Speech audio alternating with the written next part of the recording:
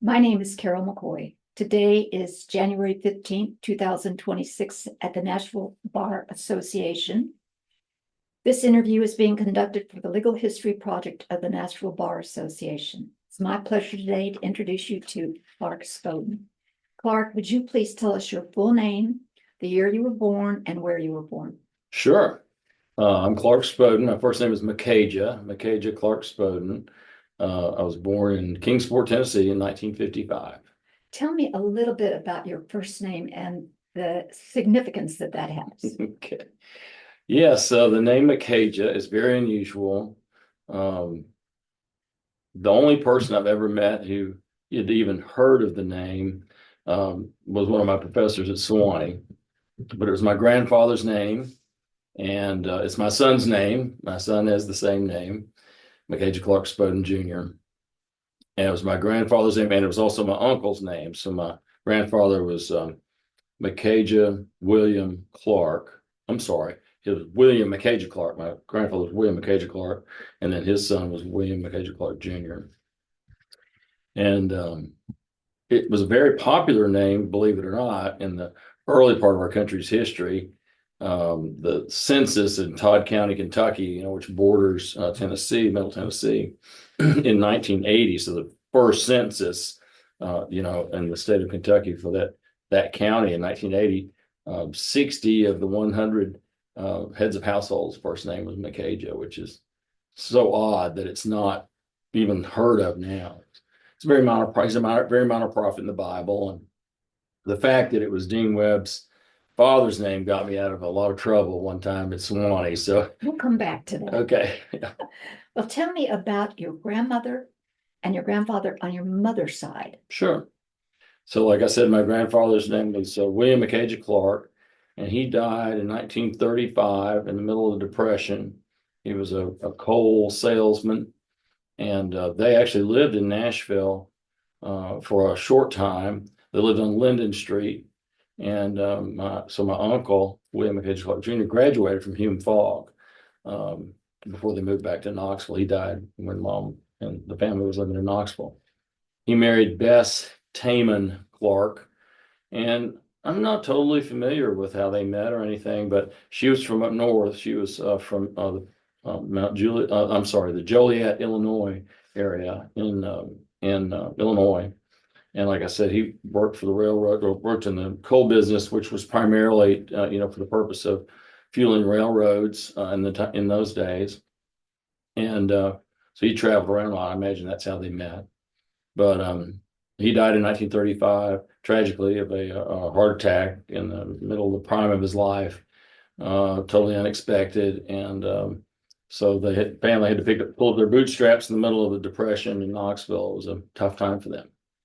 And your grandmother, Bess, Mhm. she died in 1988. Yes. Is she the one that lived with you all for a while? Right. My grandmother lived with me and my mom and dad and sister in Kingsport when I was very young. I think she moved to live with one of my mother's sisters and my aunt. I'm not certain exactly. Sometime when I was between 6 and 8, I'd say something like. I know that your uncle went to college, but your Right. mother didn't. Right, that's exactly right. So, Mom, when my grandfather died in 1935, Uncle Billy had recently graduated from high school and was either attending the University of Tennessee at the time or was about to. I can't remember which. And Mom, of course, was old enough to work. And so she went to work. She was about 15. She was 15 years old, yeah. And then her younger sister, Betty Ann, was 3 years younger. That's right, maybe 4.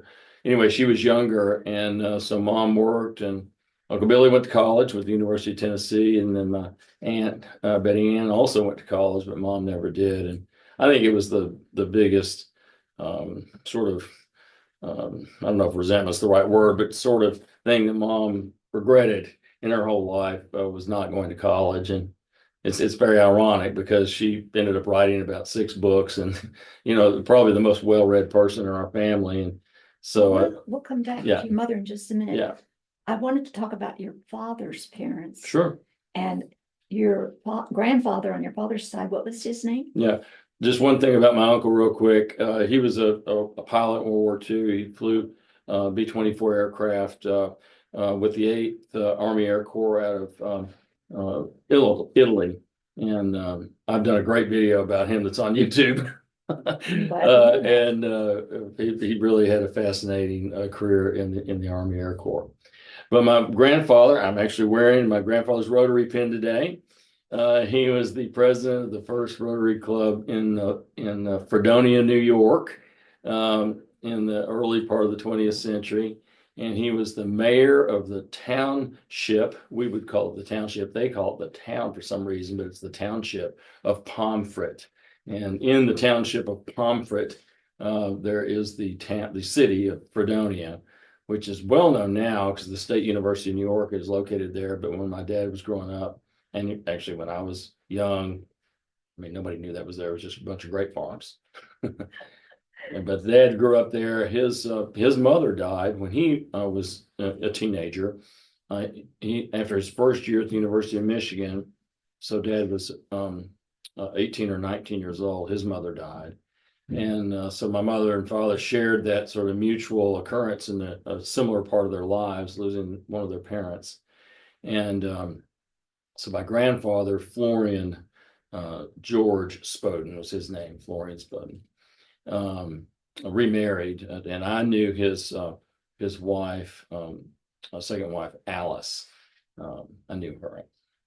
And your grandfather's died about 19. Oh, yes. I would say like 74. He died in 1974. Okay. I believe he was 84 when he died in 1974. So I think he must have been born in 1890. Now we're going to transfer to your parents, and you tell me a little bit about your dad. Sure. So Dad was the youngest of three boys. He grew up on a farm at 305 East Main Street in Fredonia, New York, and hardworking family. All three boys were big. My grandmother, who I never knew, so my grandfather's first wife, her name was Mary Teese, and so my father's middle name is Teese, Harold Teese Spoden. And she was, the Teese family are very large people. I think she was probably pretty large. I never met her. But so my two uncles, my dad's two brothers, were very large men. His middle brother, John, was heavyweight wrestling champion at the University of Michigan. And I knew Uncle John. He was a big man. When I was 6 or 7 years old, he's still holding me in the palm of his hand. I mean, he was a big, big man. And then my Uncle George was similarly tall, 6'7", but very slender. And they all grew up on, like I said, a farm in Fredonia. And it's so funny because the farm is literally in the center of town, but the town house, and then the farm is behind it. And so it's 80 acres, mostly grapes. My grandfather was one of the original Welch's cooperative farms, and it's Welch's grapefruit. Right. And actually there's a book about Welch's farms and my grandfather's, listed there as one of the original original Welch's farms. But of course in the Depression, really there wasn't any money. And I remember Dad saying that the biggest cash, the thing they would get the most in exchange for was the maple syrup from the 3 trees in the front yard of the house, because nobody had any money, but maple syrup was pretty highly valued. Oh, right. So then they had your dad. Right. He was the youngest, yeah. And his name, as you said, was Harold Teese Spoden. Right. What did he do? Dad went to the University of Michigan, like I said.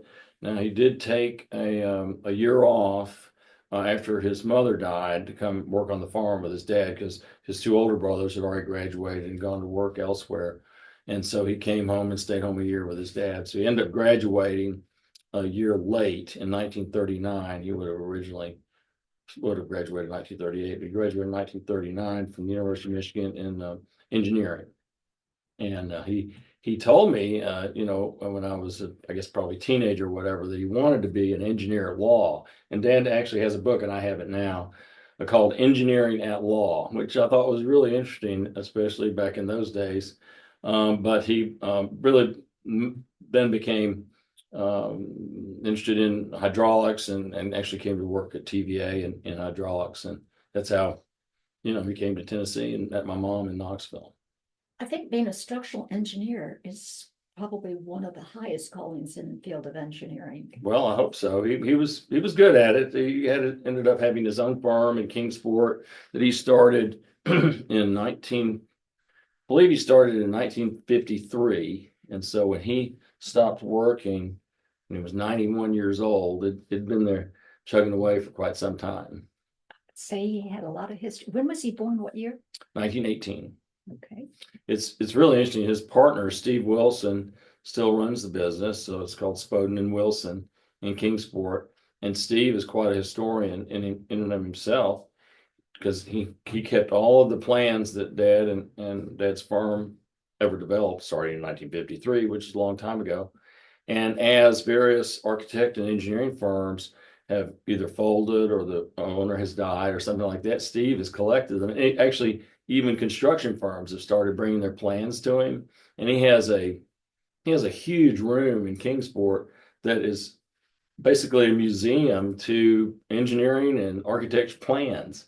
And so when they redid the DB Dome in Kingsport recently, they actually had to consult with Steve. They did the original plans about how to do the rebuild, because nobody else had the plans. Nothing's on computer from those days, right? So very hard to find those things. Very interesting. Yeah. So Dad started TVA, met Mom in Knoxville. I'll never forget, they told me a great story. He'd never had an automobile accident, and his father let him bring the family car, to Knoxville when he first moved to Knoxville.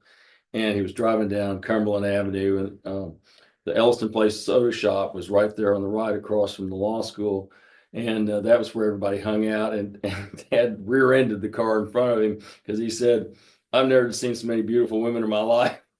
It distracted him, so he had a rear end right there. It's funny. So I think you said your father died in 2011. He died in 2011. He was 93, right? Okay, but before that, when he was involved in the community, you said you were wearing your grandfather's pin for Rotary. Right. Dad was in Rotary too. Yeah. And was he president? He was, as far as I know, he was never president of the Kingsport Rotary Club. He was definitely a member. But he was also active in Civitans. He had been in Civitan until he joined Rotary, right? And when I was growing up, and I'd go to meetings with him, at lunch, business meetings, it'd be Civitan, right?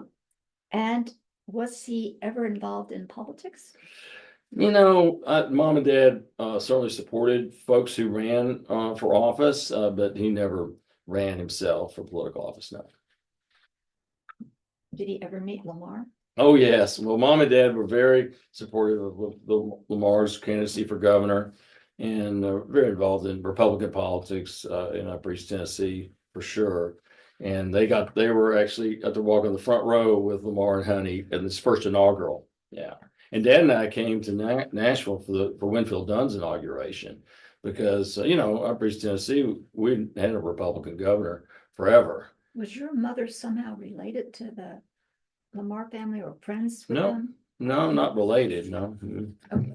No. What was your mother's name? Mom's name was Muriel Miller, Millar, which is a little bit different spelling from Miller Clark. So that's why I'm Clark, because that was her maiden name. And where and when was she born? She was born in November 1920.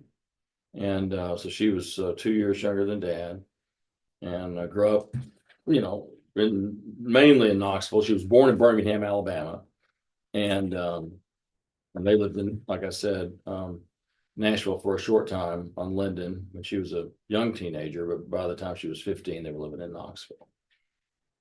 And because her father died, right, she had to go to work. Right. You mentioned that she wrote 6 books, right, primarily histories. Right, all histories, right. Yeah, she became involved in the history of Kingsport in the mid 1960s. A beautiful old building in Kingsport called the Netherland Inn had fallen into great disrepair. And so Lucy May Krimble And Ben Brown and Mom decided they'd try to raise money to save it, to keep it from getting torn down.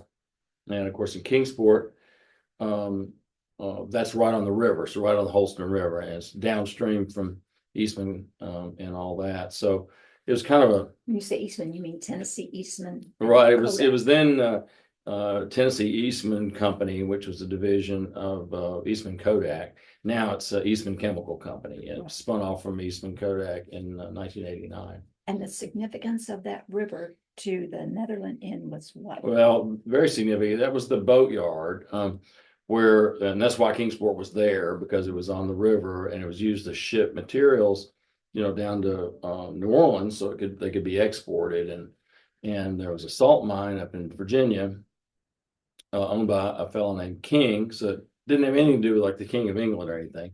It was a fellow named King owned a salt mine, and they would haul the salt. Salt was an incredibly valuable commodity in those days. Didn't have electricity, didn't have refrigeration, so salt was the only way to preserve food.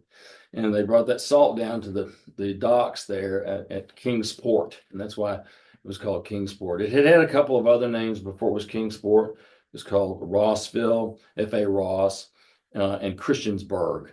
But the name they finally settled on was Kingsport because of the port. And the Netherland is right there where the main port docks were for Kingsport. It was built around 1818. Nobody's actually positively, absolutely sure when it was exactly built, but that's the date that Mom and Dad settled on after a lot of research. And so, starting in the mid '60s, Mom and Dad and the Browns and the Krimbles got involved in raising money to save the Netherland Inn, and it's still there today, and very nice. We call it the Boatyard Park area. It's a lovely private historical landmark that's run by essentially it's not a foundation, but it's an association that keeps it open to the public as best they can. Your mother also was a bit of an artist too, right? She had been an artist before that, right? And she taught art in the public schools because in those days they didn't have art teachers and stuff, and she would go around to the elementary schools and teach art, and she loved to paint, and I loved that she painted, and I have a bunch of her paintings. My son has a bunch of her paintings at his house and stuff.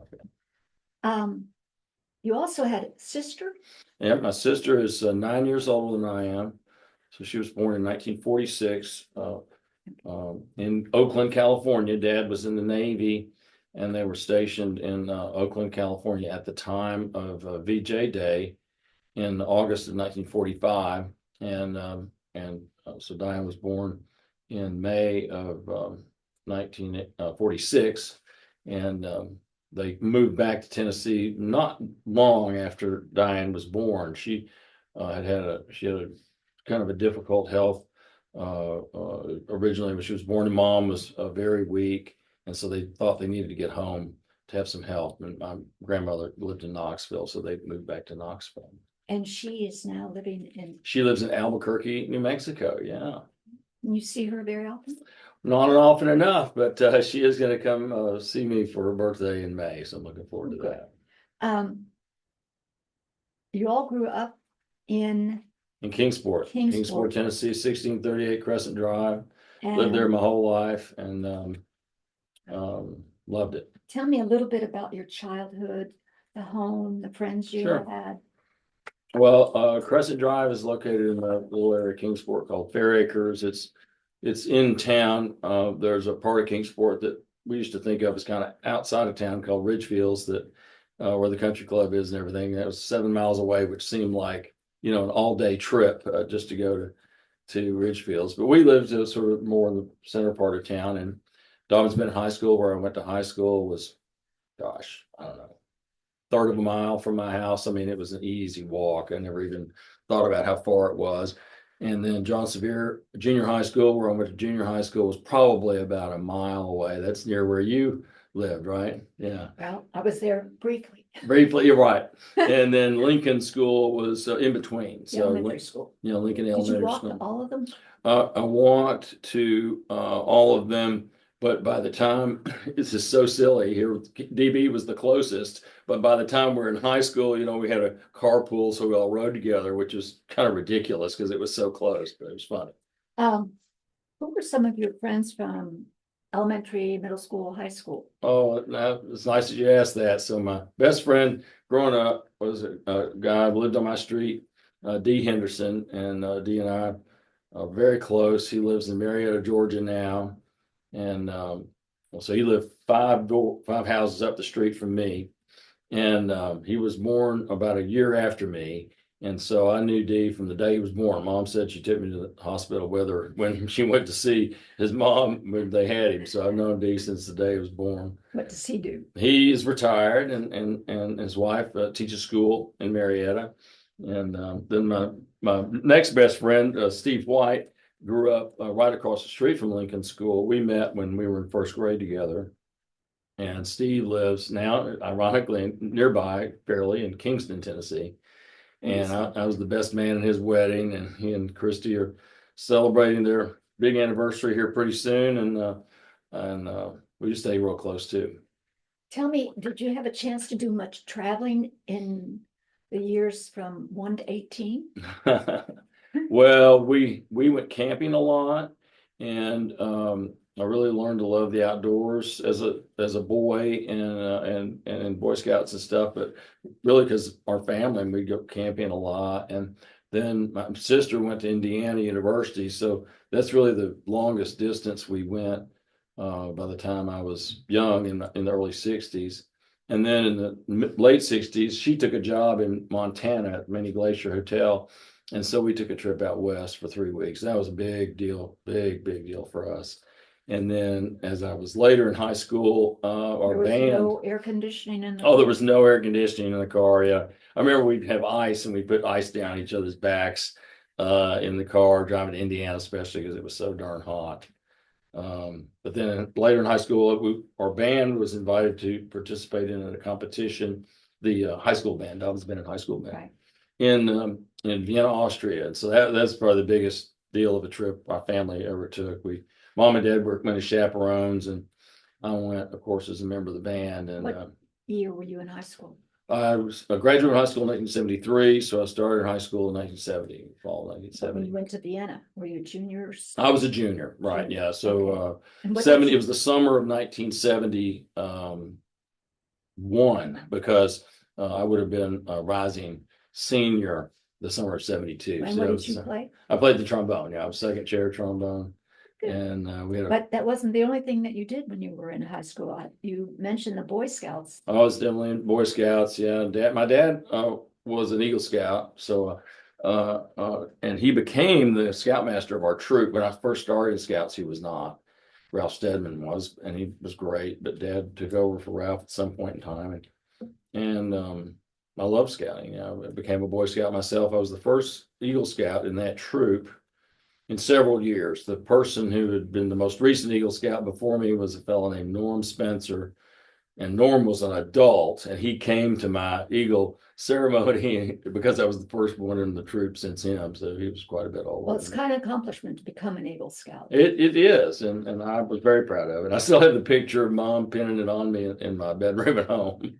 I think you said that through some of the travels and some of your scouting experience and whatever, that you actually fell in love with paddling. Oh yeah, that's right. Dad organized because in scouting there's what's called 100-mile patch or badge or something, and so he was trying to put together a 100 miler they call it, and nobody had any money, and so there's 100 miles on the Holston River from Kingsport to Knoxville, so that's what we did. We put the canoes in there in Kingsport, and we paddled 100 miles, and it was quite a trip. I mean, oh my, the Holston River was terribly polluted in those days. It was one of the most polluted rivers in the nation.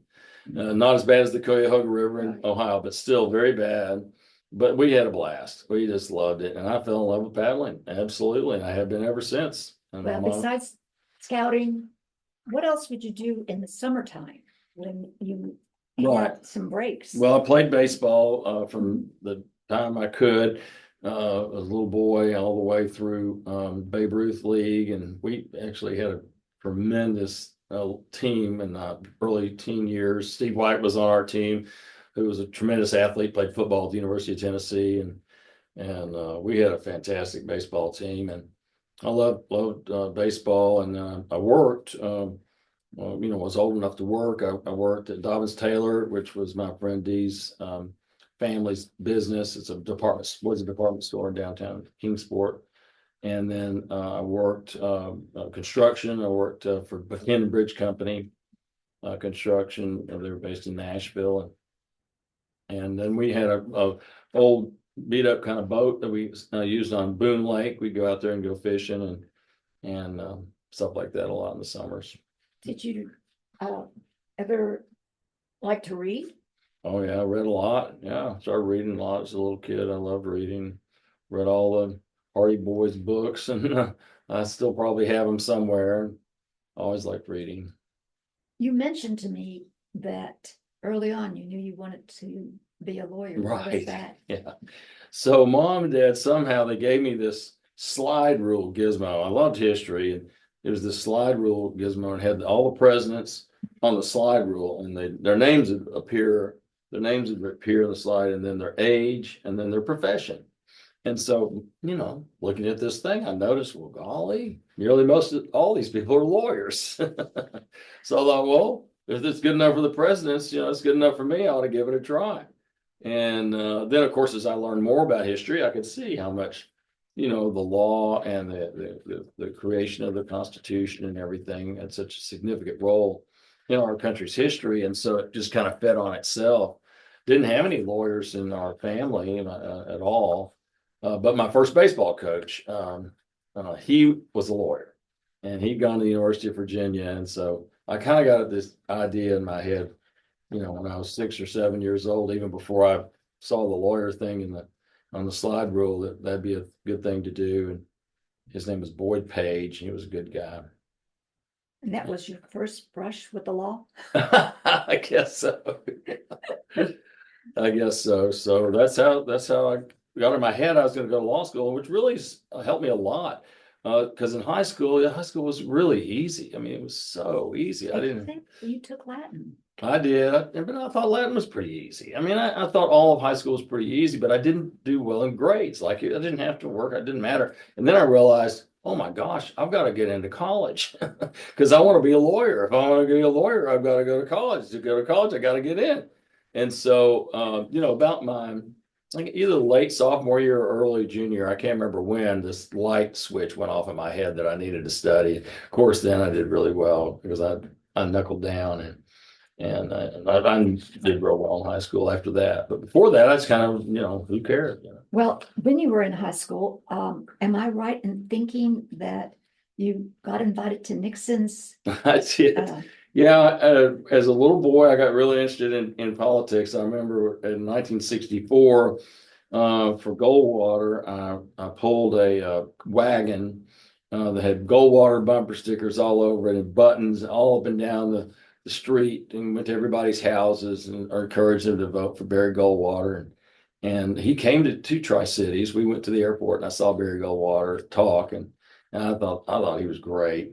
And of course, I was crushed when Johnson crushed him. It was a devastating defeat in 1964. And then, then in 1968, when Richard Nixon was running, we were for him. I mean, everybody we knew was Republican. It was not even a toss up in Upper East Tennessee. There are a lot of historical reasons for that I don't need to go into right now, I guess. But and so I became involved in the Teenage Republicans, and I was the president of our local chapter, and ultimately became the co-chairman of the Tennessee Teenage Republicans. And that's really what introduced me to Nashville. I met I don't know if you know Ted Clayton, a real great guy here in Nashville, and that's how I met Teddy. He was running for the presidency of the Teenage Republicans, statewide Teenage Republicans at the time, and he recruited me to support him in that election, and that's how I got involved in more statewide stuff. But so yeah, I was all part of all that, I guess, because I was the co-chair of the Tennessee Teenage Republicans in 1968. I got invited to Nixon's inaugural, and I don't know why in the world I didn't go. I guess we couldn't afford it or something. I didn't go, and I could kick myself for not going. But I still have the invitation. I ran across it going through some stuff in my house. I still have the invitation. That was a beautiful, great invitation. I guess they give them out pretty easy, but I didn't think it was easy in those days.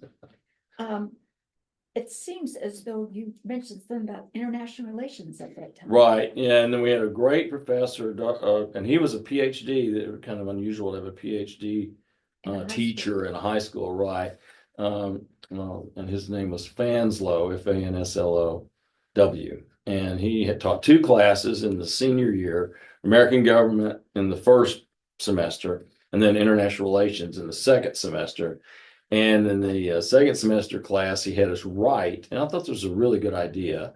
We had to write a paper every week about, and not a long paper, but just some sort of paper about a topic that was one of the articles in Time magazine. And, most people wrote about, Soviet US relations because that was so big, it was potential end of the world, right? If there was a nuclear war. But I was really drawn to the unusual ones, and so I'd always write about, some little country in the Congo or some place in Southeast Asia or someplace, very unusual. And I was just drawn to that. It was a great class, and he was a good professor. And I really enjoyed. It was funny when I was growing up.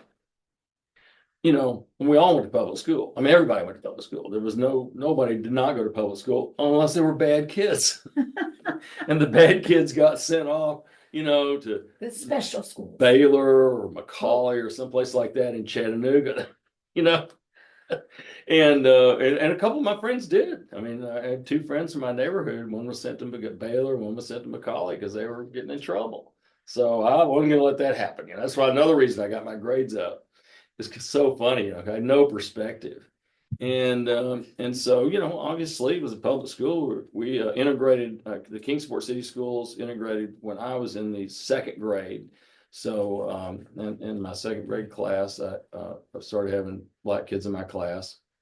And I remember one of the I think the smartest kid in our elementary school was a girl named Christine Vincent, and Christine and I became good friends. And she did great. I think she was the best student in our grade school, and she wore rags. I mean, she never had any nice clothes on. And I just happened to notice that, And then in junior high school, she did really well, was doing really well. And so I was old enough to be going to the movies with a girl. So it was probably maybe 14 years old or something like that. And I remember seeing out of the back of the car that some parent was driving around, her brother, Michael, drunk. He was teeter-tottering across the street, and Michael was kind of well known as a little rough kid. And after that, Christine didn't come to school.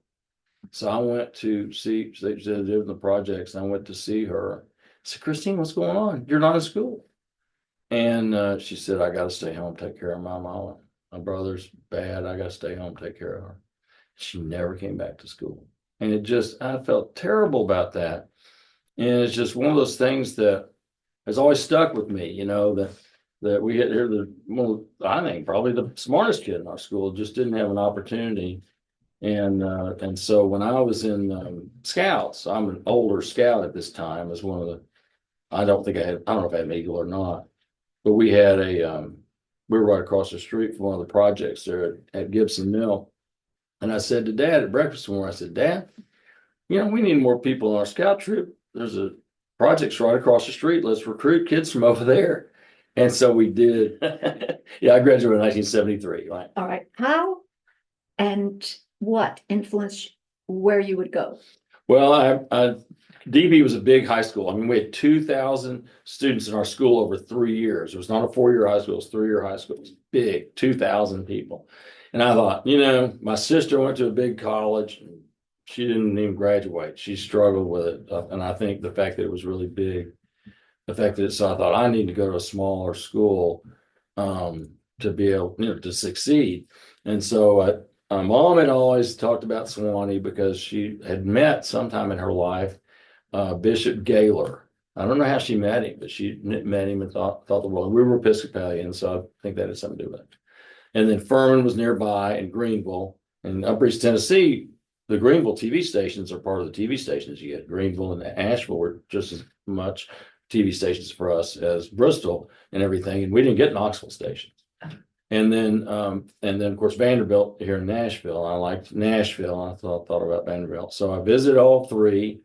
And I really didn't want to go to Swanee because that's where my mom wanted me to go. I thought, I'll make my own mind up, But when we went to Sewanee, I loved it. The classes were, a dog just walked in and laid down in the middle of class. Nobody paid any attention. Students are smoking. The professor was smoking cigarettes during class. I mean, I thought, this is awesome. I mean, this is what it's like to be an adult. Wow, let's do this, And then we went to, after class, after I visited with Dr. Gilchrist, the professor whose class I had that day, I walked over to the student union, and I'll never forget, I walked up, oh, mom and dad, and these two guys are inside the union at one of the tables, and they just see out of the corner of their eye, I'm getting choked up. These people coming to the door, and they jump. One of them jumps up and opens the door for my mom. I thought, wow, these people are gentlemen too. Here we are, all these people from, Upper East Tennessee, we don't wear gowns or anything, we're just normal people. And this guy jumps up to open the door for my mom. I was sold. And I did go visit Vanderbilt, and of course, they didn't even know they didn't have classes in the building they sent me to that day, which I thought made it seem like a big impersonal place. And so I decided to go to Swanee, and I loved it. I think you also mentioned that the fellow that opened the door was the president of his fraternity or the president's council. Well, I ultimately met the fellow who was the president of the Interfraternity Council and president of his fraternity in that process. Yeah, that's exactly right. Which is also important. Yeah, well, it was at Sewanee. Sewanee had just gone co-ed, and I started Sewanee. I visited Sewanee because it would have been the fall of 1972 because I graduated. Yeah, I graduated in 73. So I think we visited while I was still in high school. I'm pretty sure we did. Yeah. So the start of the fall of 73. And so Sewanee had just gone co-ed. It was 90% plus male and 10% female. Over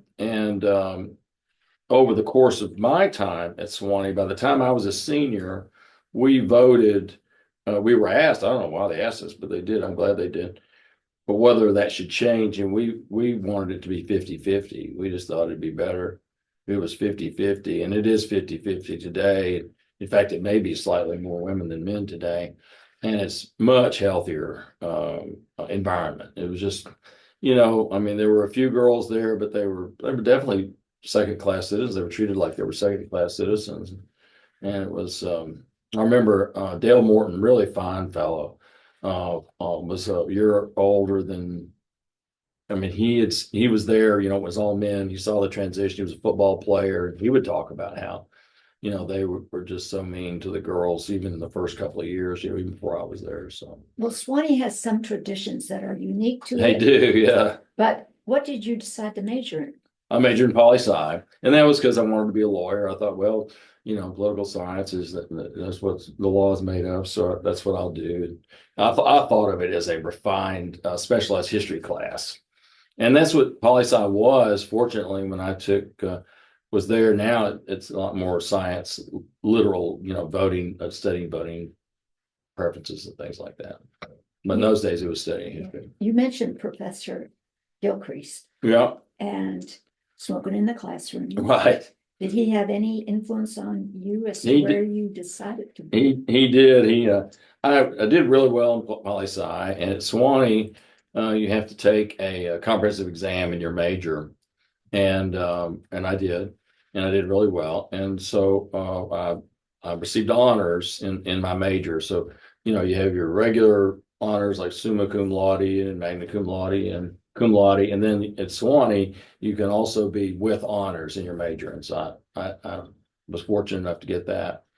And as a result of, I think in part because of that, I got a full scholarship to Emory to get a master's in political science. Before we go there, I want to stop in Sure. college just for a minute and Yeah. ask you about Red Dog Lancaster. Yeah. Well, Red Dog was the most senior in age professor at the time. And his name was Robert S. Lancaster. He was nicknamed as Red Dog because he had red hair. And he had been the previous dean of the college. And he'd also been the previous dean of men of the college. And he was quite a guy. He had gone to Hampden, Sydney before he started teaching at Sewanee. And he was just quite a guy. And I'll never forget, I struggled my sophomore year at Sewanee. I'd gone to public school. I mean, I think maybe 5% of the students at Sewanee had gone to public school. And so I was way behind all these kids who had gone to these reform schools. I'm kidding about reform schools, but the MBA and BGA and Macaulay and Baylor kids were light years ahead of all of us public school kids. And so I was really struggling. And I'll never forget Dean, but we called him Dean Lancaster or Red Dog Lancaster, even though he was only a professor at the time. He stopped me in the hall, and he had some other professor with him. They were walking in the hall, and he said, "Now, I don't even know who he was talking. I don't remember who he was talking to. This is Clark Spoden. I want you to know he's one of the best poli-sci majors we have." And I was like a sophomore. I'd had him for like one class. I couldn't believe it, and it sticks with me today. I mean, I make a point now when I'm with a young lawyer or one of my students at the night law school, to tell them because it really mattered to me. It does, yeah. And so I really appreciate him doing that. And then the other professor we had was Dr. Keel, Robert Keel, Rapid Robert, and Horton Frank, who's a lawyer here in Nashville, and a guy named Dale Trimble, who's a lawyer in Texas, got together and asked Dr. Keel if he'd teach us a tutorial. And so we read big books. We read Simple Justice, which is a multi-volume treatise about the Brown versus Board of Education case, and other things. And he would lecture, and then we would, it was a great tutorial. It was awesome. And you had to do something, you mentioned it about getting the honors to qualify. Well, you had to take an exam, and then after you did the exam, you got interrogated. So the whole department, all the members of the poli-sci department, you sat in this old classroom at Sewanee. It had it was almost like where a preacher would sit. And then they sat in the audience and asked you questions. Yeah, it was very intimidating. And they rake you over the coals, and that's when they decided whether or not you got honors. Yeah. Well, how do you get a robe? Well, you get a robe. Yeah, that's a good question. So there's the Order of Gownsmen is an ancient. Clark, how did you get a robe at Sewanee? Well, I was fortunate enough to get into the Order of Gownsmen the end of my sophomore year. Yeah. And what is that essentially? Yeah, the Order of Gownsmen is a recognition. Well, first of all, there are two branches of student government, and one is the Order of Gownsmen. They're like the House of Lords, I guess you'd say. And there's the Delegate Assembly, and Delegate Assembly are actually elected by the students. But the Order of Gownsmen are the folks who reach a certain academic threshold, and the threshold goes down the longer you're there. So if you're a freshman, second semester freshman year, that's the hardest to get through the robe. Second semester sophomore year is slightly easier, but still hard. Harder than junior year and so forth. And I was able to get it the second semester my sophomore year, which is pretty remarkable. Well, it was remarkable for me, a public school kid who, I really struggled making the adjustment. I never had German before. I decided to take German, and the three other guys who had never taken German before all failed. So that's some accomplishment. And you mentioned early on that you didn't even think you're going to stay at Sewanee because of a right. So we situation. weren't, as freshmen in those days, you weren't supposed to have a car, and I had my car, and so my girlfriend at the time, Susie, she and I were high school sweethearts, and she went to sailing in Winston-Salem, North Carolina. And they had a Deke fraternity house at Wake Forest. And she went out one night with a Deke, and she told me with a Deke in Wake Forest, and we had a Deke house at Sewanee. And so three friends of mine and I, we had too many beers, and went over and took my car and did donuts in the front yard of the Deke house and threw firecrackers out of the car as we were done. And it was totally stupid. And so the Dekes turned me in. They turned me into the disciplinary council. And Dean Webb was the dean of men. And so I met with Dean Webb, and he said, cars are not allowed for freshmen, and you're going to need to leave your keys with me. I'll let you take it home for spring break, but you can't bring it back. And this will be your last semester at the University of the South. And I was just crushed. I liked Sewanee. I didn't know what I was going to do. And so a couple of weeks later was spring break. So I went to the dean's office. I didn't even tell my parents. And so I go to the dean's office to get my keys, take it home. And you know how administrators' offices sometimes are. Like the dean's office was this room in the back, and there's this room in the front where the assistant who runs everything is.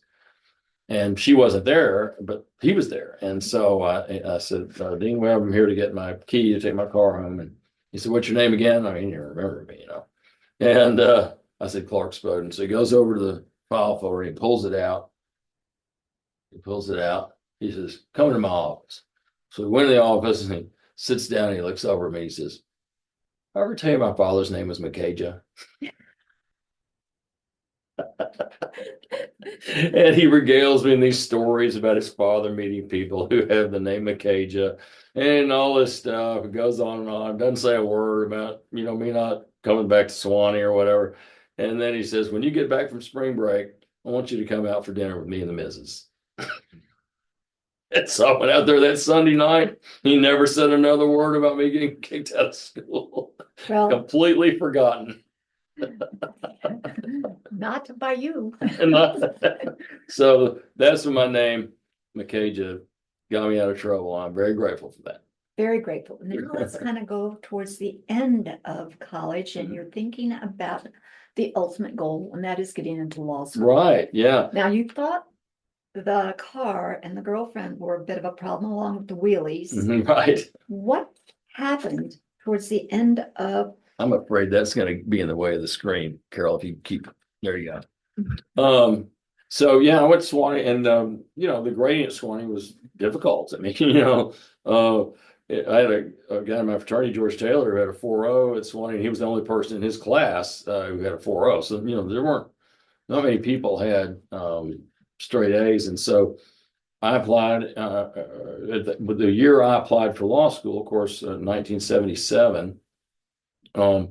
It was sort of an economic downturn. I know, Dad paid for Sewanee, and I was supposed to pay for law school. So how much it was going to cost was going to matter too. And so at the time, University of Tennessee, I had a scholarship to go to Emory in political science. So to get an MA, or I guess an MS, whatever it would be, a master's. But you had a scholarship. I had a scholarship to do that. Graduate work. To get that graduate degree if I wanted to.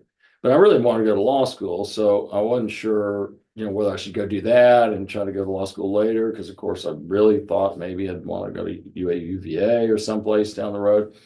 And so at UT, it was a simple math. They took some exponent and applied that to your grade point average, and then your LSAT score. Add those two scores together, and wherever you landed, that's where you went. And so I didn't get into UT right away. And in fact, I took a full-time job. I took a job as the CETA, the Comprehensive Employment and Training Administration manager in Sullivan County. Sullivan County was the smallest prime sponsor in the nation. You had to have a population of 200,000 to be a prime sponsor running your own CETA program. And Sullivan County was like 200,001. And so I took that job. And I thought, well, I'll live in Virginia, get a Virginia residency, and apply to UVA Law School later.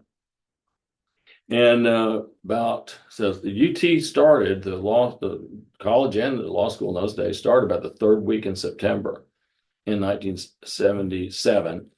And I got a letter, I guess it was, some communication from the University of Tennessee that after Labor Day in September that I'd been admitted to the law school. So I was on a waiting list, and I bingo, finally got in at the end. And so I wasn't sure what to do. And I called Dr. Gilchrist, my Sewanee poli-sci professor, who had, facilitated, I think, getting that scholarship at Emory. And I said, well, what should I do? I got the scholarship to Emory and I'm getting in here at law school at the last minute, what should I do? And he said, well, what do you want to be? You want to be a lawyer, I think, right, Clark? And I said, yeah. He said, I'd go to law school. So I went to law school. Good advice. He said, it doesn't matter whether you go to UVA or UT. If you want to be a lawyer, you need to go to law school when you have a chance to go to law school. So I did. So I go to law school. And one of the first people there are two people, one person I knew when I started, and that was Dwight Tarwater. Dwight and I had been presidents of our respective chapters of the Phi Gamma Delta fraternity. He at Sewanee, he at UT and me at Sewanee. And we had met at some national Fiji thing, maybe as juniors. I don't remember exactly where we met, but we knew each other because of that. And then my mother had grown up in Knoxville, and she knew Herbert Slattery's father. And I remember Mom telling me before I went to law school that, I might run into the Slatterys. They're from Knoxville. And sure enough, in my class entering UT Law School is Herbert Slattery. And we're all in the same section. You're organized by alphabet. And so Slattery and Spoden and Tarwater, we're all in the same section. And so Dwight and Herbert and I started a study group together. And so in this process of getting to know each other the first few weeks of class, Herbert, like me, he said, well, I just got in too. He was on the waiting list like me. And so fast forwarding a year, we all finished at the top of our class, in the first year, right? Another guy in our class, Tom White, he actually finished number one in our class, our first year in law school. Another fellow was in our study group. And so we went to Dean Penninger and we said, Dean, something's wrong with y'all's admission process. Look at us. Herbert and I got in the last week before school was supposed to start. They almost didn't let us in. And here we are, near the top of our class, and something's wrong with your program. And so they changed the admission for the next year. They had a 10% fudge factor, I guess, or consider other things. Because Herbert had gone to the University of Virginia, had a degree in religion and a master's degree, from the University of Virginia, and that didn't count. They only counted your undergraduate, times this multiple plus, just like me. And so that, I'm sure, helped a little bit in their admissions. So I think for the audience, Dwight Tarwater is on the Tennessee Supreme Right. Court now. He was the governor's counsel Right. for 4 or 8 years. Herbert Slattery was the Tennessee Attorney General. Right. And very influential as to who would be put on the Supreme Court. So you're talking about people who have significant accomplishments, including yourself, which they will see through this interview, had all been waitlisted almost. Well, I don't think Dwight was, but Herbert and I certainly were. Yeah.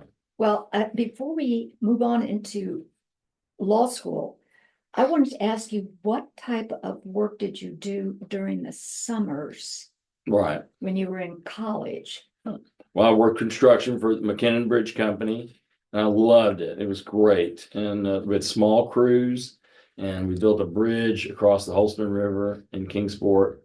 I got to meet Mr. McKinnon, and just a great experience. That's the best job I ever had. And then also, I delivered laundry at Sewanee. I took every job I could, either in college or in law school or in between. I worked at Sobel's selling clothes in Kingsport, in high school and in law school at the Christmas time, because I'd only have 2 weeks off, and Norman would hire me to work those 2 weeks. But I think the job you took with your father. And then one summer, Dad was so involved in all these philanthropic things in town, the Netherland Inn and everything under the sun. And Dad was never really very good about collecting his bills. And so he asked me if I'd be willing to work for him and try to help him. And I suggested, actually, why don't I try to help you collect some of your bills? And because it was sort of a point of conflict between he and Mom, that money was kind of a point of conflict. And so I came to learn that Dad never, like, he'd send people a bill, and if they paid it, that was great, but that was it. He never bugged them about it or anything. And I kind of learned early, before I went to law school, even that, there's a consequence if you don't pay a bill. And I remember when I first started practicing law, I thought, it's just not right for people not to pay their bills, And so I was introduced to that, in part and working for Dad. And then I also did all the, um, sort of administrative work, like, secretarial work on his philanthropic things. Because he'd go to work early and he'd type a letter, with two fingers. And I took typing in high school. I thought, for me to be able to type papers in college and stuff, I need to be able to type. So I took two sessions of typing class in high school so I'd learn how to type. So I was a much better typist than he was. So I typed his letters for him for these all these philanthropic things that he did. You also told me about the study habits that you developed while you were in college. And one of the things that you had said is you studied like crazy. I did. Classes at Swanee were 6 days a week. Right, we had classes 6 days a week. That's right. Yeah, I liked it actually, and because all of my classes, but one was a humanities class. All the classes were between 8 and 12, so you were finished by lunchtime every day at 12. And we did have classes on Saturday, so 8 to 12 on Monday through Saturday. And I mean, I studied all the time. I meant to ask you, who were some of your best friends in college? Swanee, yeah, well, my fraternity was probably my best friends. I was Phi Gamma Delta Fiji, and Mike Blanchard was 2 years ahead of me at Swanee. He was from Kingsport. That's probably why I became a Fiji, because I knew Mike, and there's another guy named Pete Peters, who also from Kingsport, who was a Fiji. And so Mike and I became the rush chairman my sophomore year, his senior year. And because the fraternity got really small, and we rushed 20 some guys. I don't remember the exact number, and they're the greatest guys, and it saved the fraternity. And those guys, mostly the junior class, we're all still real good friends. I'll go to their reunions because, even though I'm a year older than they are, they'll let me go. And Larry and Harry Cash are two lawyers down in Chattanooga who were in that class. And Sam Elliott was in that class, also a lawyer in Chattanooga. He And writes a lot of history. he does. And Sam's a great historian, and we knew that even as college folks. Sam loved history, and just a great bunch of guys. Yeah. Tell me about Nancy Bill. Nancy Bell. Yeah, Nancy was in that class. She was a year younger than me, and I was fortunate enough to go out with Nancy a little bit. She ended up marrying one of my classmates, a wonderful guy named Mike McAllister. But when we were in Sewanee, Nancy, and I did everything I could to help her, became the first female president of the Delegate Assembly, the elected body of government in Sewanee. And women were relatively new. Yes, we just started having them in 1969, right? Yeah. Now, you told me about the exciting admission, non-admission experience that you had getting into Right. law school. And you told me that you had a study group with Dwight and Dwight. Dwight Tarwater, Herbert Slattery, Tom White, Bill Robinson, and I. And Bill's a lawyer in Chattanooga, and Tom White's a judge on the Workers' Compensation Court of Appeals. okay. And that continued in law school. We were together from day one in law school, all through the bar. Yeah. Right. Who were some of the other friends that you had in law school? Well, those are my best friends, plus one other fellow, Sam Felker. Sam and I don't know why we hit it off in our first year, but we really did. And I remember it was during the Iranian hostage crisis, before our big exams at the end of our first year. And Sam and I walked around together, for maybe that lunch period between exams, and we saw the protests and everything going on about that. And Sam's just a great guy, and we became really good friends. And he then transferred to UVA. So he spent his second and third years in law school at UVA. But we stayed close. He was dating Brenda Mazells at the time. And so he and Brenda and my girlfriend and I, we all went together to the Notre Dame game my second year in law school when Tennessee beat Notre Dame, and we had no business beating them, and we crushed them. We beat them like by 4 touchdowns. It was not even close. It was a lot of fun. And then Sam came to Nashville and clerked in Nashville the same summer that I did. He clerked at Bass Berry and I clerked at Ferris, and so we stayed close that way by being working here at the same time. Tell me about your professors, including Dick Wirtz. Right. Yeah. So Dick Wirtz became Dean Wirtz after I had left. So many people know him as Dean Wirtz, but he was Mr. Wirtz to me, and he taught antitrust and intellectual property when I was at Sewanee. At UT Law School, sorry, at UT Law School. And his father had been the Secretary of Labor under Eisenhower. In those days, presidents would usually appoint somebody from the other party to be a member of his cabinet. It was seen as a way to keep the cabinet balanced and be sure to have a voice that would, bring another view to the government. And Willard Wirtz was a Democrat and was appointed the Secretary of Labor by President Eisenhower. And Richard Wirtz, his son, and his wife Peggy came to Knoxville, and Richard was one of my professors and became dear friends of mine. I lived with them after I graduated from law school. I was taking the bar. So the summer I took the bar, I was no longer eligible for married student housing anymore. Graduate students could live in married student housing until they graduated. I graduated, so I couldn't live there anymore. And I lived with them that summer. Just a wonderful experience. Peggy was awesome, and Dick was a great guy. There's kind of a funny story about that. Is that what you want me to tell? Yes. Okay, so I was on the Law Review. I was the managing editor of the Law Review. I was the first managing editor of the UT Law Review. We'd always had an editor in chief, but we'd never had a managing editor before. And so I was very honored to be asked to perform that role. And the way we divided responsibilities is I managed the publication of the periodical, and then it was my responsibility to edit comments. And we didn't have a lot of comments. There are a lot of student, the first year writing student, there'd be a lot of those case notes. There'd be a lot of case notes, and there'd be a lot of professors who submitted papers, and the research editors edited those. But we'd have a comment every now and then, and my responsibility was to edit the comments as well as manage the overall production of the publication itself. So one of my fellow classmates had submitted a comment, and I had to do a lot of work to get it ready to publish. And the only all-nighter I pulled in law school was to do that. I think you rewrote it. Well, I did, but she might see this video.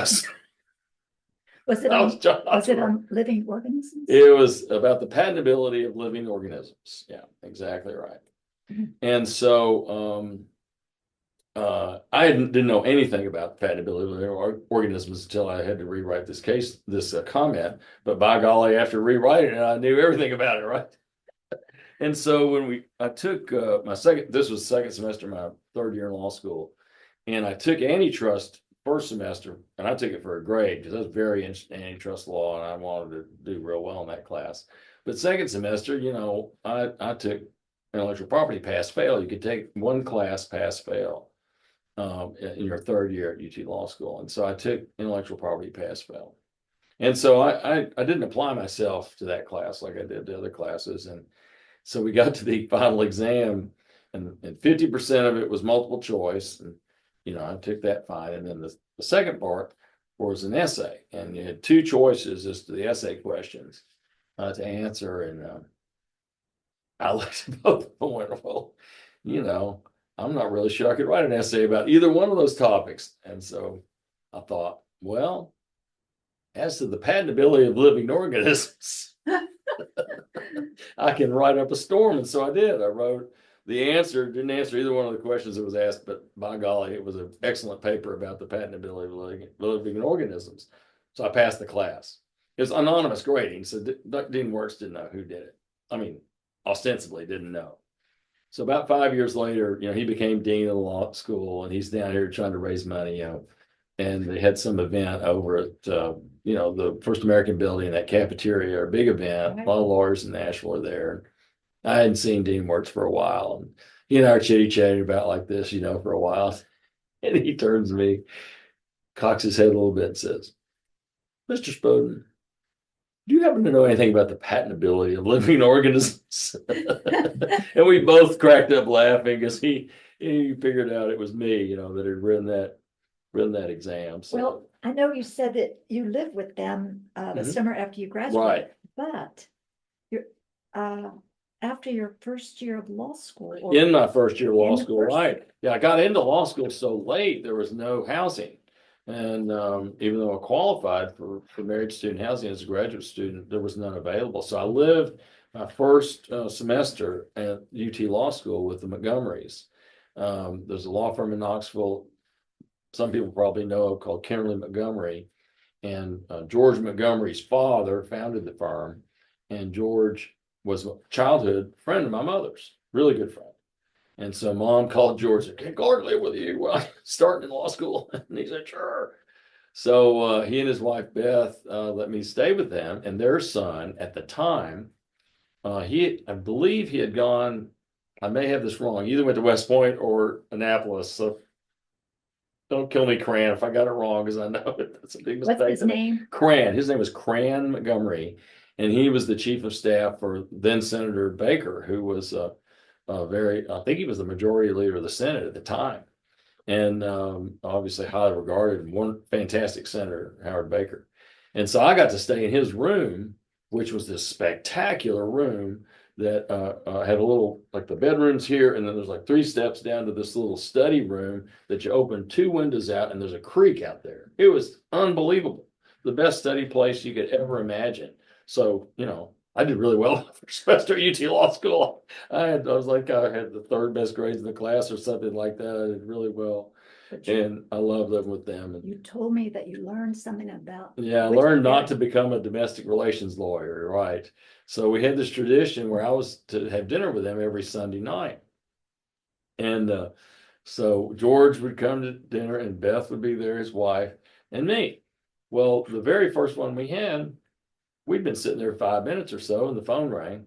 And of course, in those days, it's a literal telephone, so you had to leave the table to go answer the phone. And it was a divorce client of his, and he's on the phone the whole time.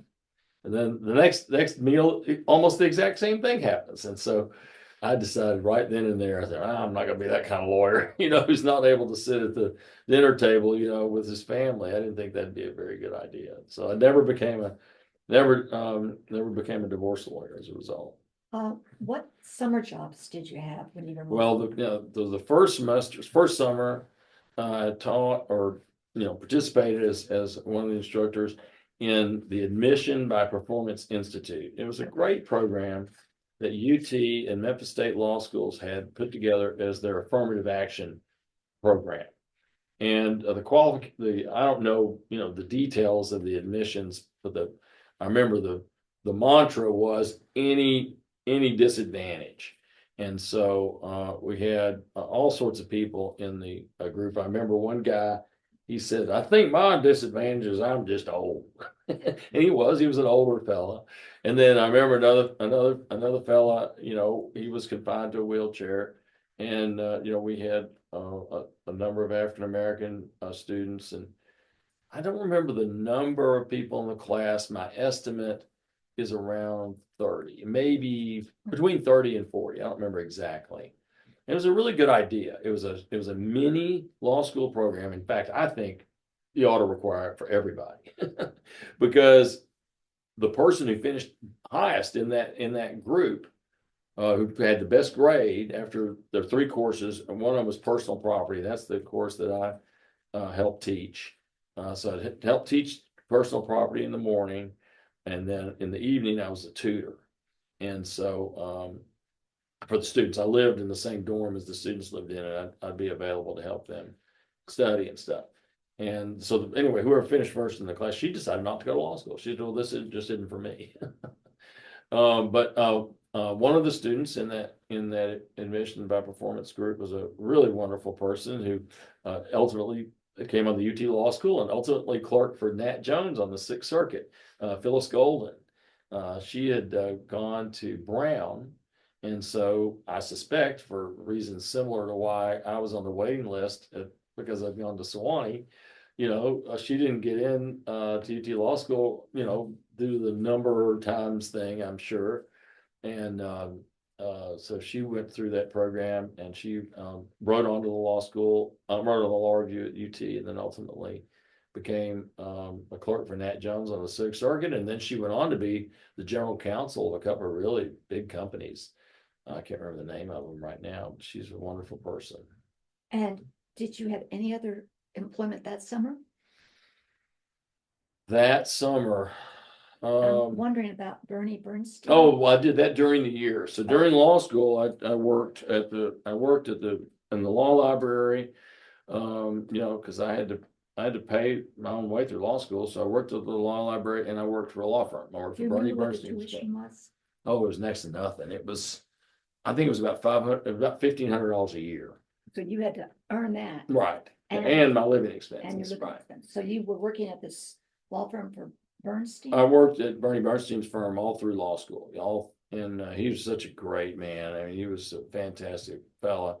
But Knoxville is not Nashville, and the availability of willing law students to, perform manual labor at Knoxville law firms was pretty easy, and I did get some nice assignments. Most of them from Boone Doherty. Boone was a litigation lawyer in the firm. I actually got to go to depositions with him and things like that.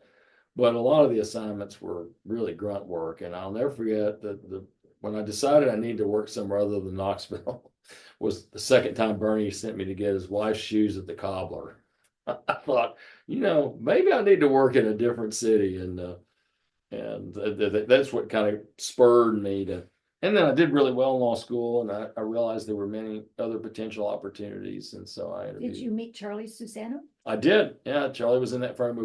It was Bernstein, Susano, Stair, and Cohen was the name of the firm, and Charlie was the Susano, and I didn't get many projects from Charlie, but I certainly met him in that life, and then reconnected with him when we went on the Court of Appeals. Yeah. Your second summer. And the second summer, right.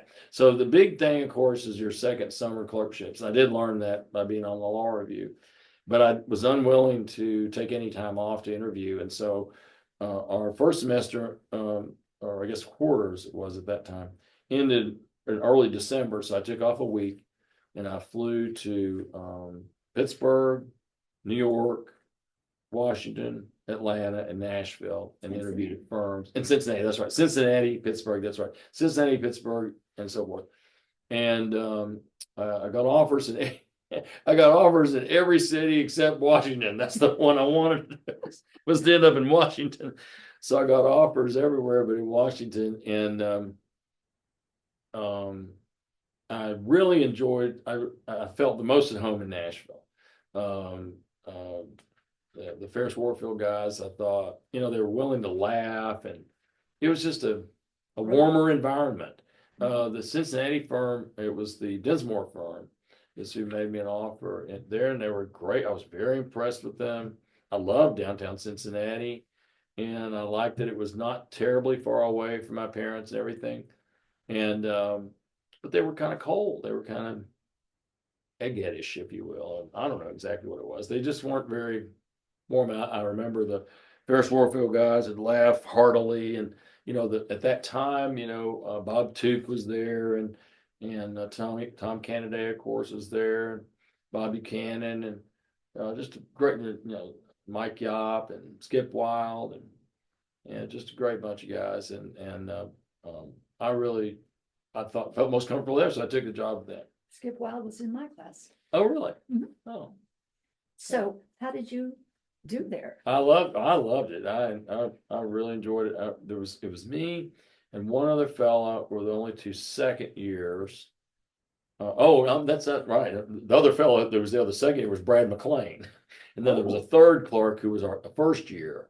I couldn't remember his name because he was in a different class than us, and he went to UVA. He didn't end up in Nashville, but Brad McLean and I were the two summer clerks at Ferris Warfield that summer. Or Brad, he became the founders medalist at Vanderbilt. So he's quite a star.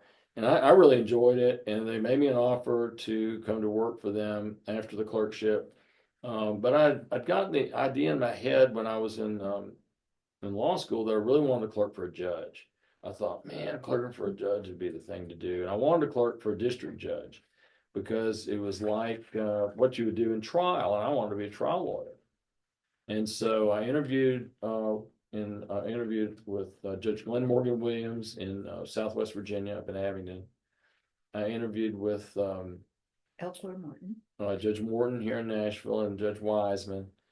And then I interviewed with Judge Welburn in Memphis. And I might have interviewed with a couple other judges I'm not remembering right now. But and I really like Judge Wiseman. I mean, he and I really hit it off. And so he offered me the job, and he wanted me to work for him for 2 years, but I told him I only wanted to work 1 year, and we worked it out, so that was okay. And so I postponed. I thought I was postponing my job offer with Ferris Warfield to work for Judge Wiseman for 1 year. I thought, well, they'll want me even more, after I clerked for Judge Wiseman. And then this New York firm, the Dewey Valentine firm, they did extend their offer.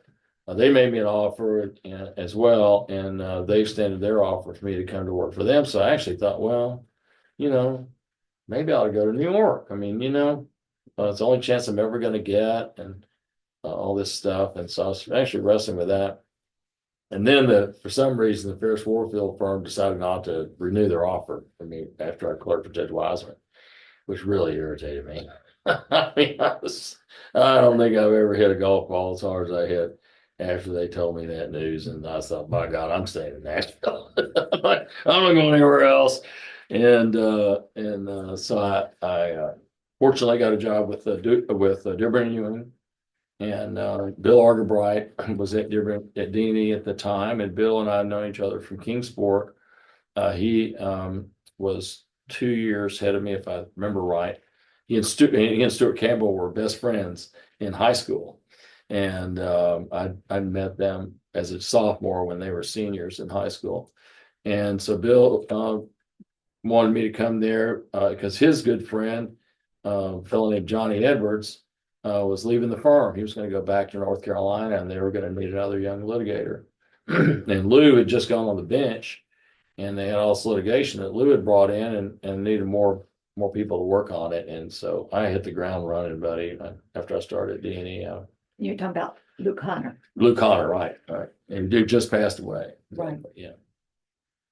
So anyway, I ran way ahead of you, but yeah, that's sort of the tale of that. Clerking for Judge Wiseman, I think, is the most significant single thing I ever did in my career by far. The way that he dealt with his law clerks is a little different than a lot of the other federal judges. Yeah. And it was very good for us. And Jim Thomas was my co-clerk. He and I clerked at the same time. Neil and Thomas. He was Neil and Harwell, right. And Jim was a superstar from Vanderbilt. And Juliet Griffin preceded us. I took Juliet's desk when she left Judge Wiseman. She actually introduced me when I passed the bar to the bar of the U.S. District Court as, Judge Wiseman's most recent prior clerk, which is really fun. But Judge Wiseman, unlike most federal judges, he decided that Judge Wiseman, would take the prisoner petitions, because you just get so many. You just get, hundreds of them. And I'll kind of do the first screening. And then if I see something that, I think there might be something to it, I'll give that to you guys, one of the clerks, to work on, as well as the other cases that, we know, are going to need some heavy lifting. And so he would have already screened out the, less challenging cases and leave the challenging ones for us, which was, it was just such a delight, because I know a lot of the other clerks had just the opposite experience, where all they were working on were sort of the mundane things. And so I had a great experience with him. He loved to come back and talk to us about his cases. And we really got a great insight on his thought process. And then he was a great trial judge. And so he'd assign one of us to one of the bigger cases, and you'd sit in during the trial of that case. So I got to sit in on the service merchandise versus Amana antitrust case, and what a fantastic trial that was. And I got to But before we go to watch the the whole Amana, thing. the Yeah. Amana case, I want to Right. talk to you, Sure. back up just a tad. Yeah. You were second summer Yeah. with Tom Kennedy. Right. And the NLT. Right. Yeah, that's a great experience. I mean, Tom, Talk about that and how it was a great yeah, experience. I mean, he gave, the responsibility that both Brad and I had for what we worked on at Ferris Warfield I was so impressed. I mean, like, compare it to, I'm going to get the shoes for the lead partner at the firm I'm working for in Knoxville. God bless you, Barney, but didn't impress me too much. To working on what was really the most significant financial thing going on in Nashville at the time, hostile takeover of the local insurance company. And the bank that our firm represented, that Tom was asked to advise, held enough shares of stock in that company that whatever it had to do in response to the tender offer, it was probably going to be what happened with the tender offer. And so he asked me to research that and advise him about that, and I took it very seriously. And I was impressed that the second year law student from UT is getting to work on that. I just thought it was inspirational, and it showed me that Nashville was going to be a very challenging and dynamic place to work. And the same thing happened. I went to work for Judge Wiseman. I mean, the first day I'm working for Judge Wiseman, he has some hearing in some case, and I get to meet Cecil Branstetter. I mean, and my first day on the job, I'm meeting the leading labor lawyer in town. And it was just a Tell real me about honor. that almost bombing or the attempt. Oh yeah, so that was when I interviewed. So yeah, so the day I interviewed with Judge Wiseman, it was in the fall. No, it wasn't in the fall. It couldn't have been. I was clerking at Ferris Warfield. It was in the summer. It was warm. I remember that. And I walked from the Third National Bank building, which is where Ferris Warfield's office on the 17th floor was, to the federal courthouse, which is the Estes Kefauver building, which is about to get sold and torn down. And near there, one beside Mahoning Fogg High School was a place called the Classic Cat. It was a strip club. And beneath the Classic Cat, it was on the second floor, and beneath the Classic Cat was a liquor store and kind of this open area. So there's the liquor store building like this, and then the Classic Cat was on top of it like this, and this open area down here. Well, I was walking back and forth from there, and I left Judge Wiseman's office probably around 3 o'clock in the afternoon, and I noticed this big hubbub of activity at the Classic Cat to my left as I'm walking down Broadway. I could see this going on. I didn't understand. Well, it turns out, and I learned this in the paper the next day, they had discovered a car, the back of which was full of dynamite, had been covered with a tarp. And the person who worked at the liquor store thought about, well, this car's been sitting here all day. I'm going to call the police. This doesn't make any sense. And the police came, and they discovered this. The door was open to the car.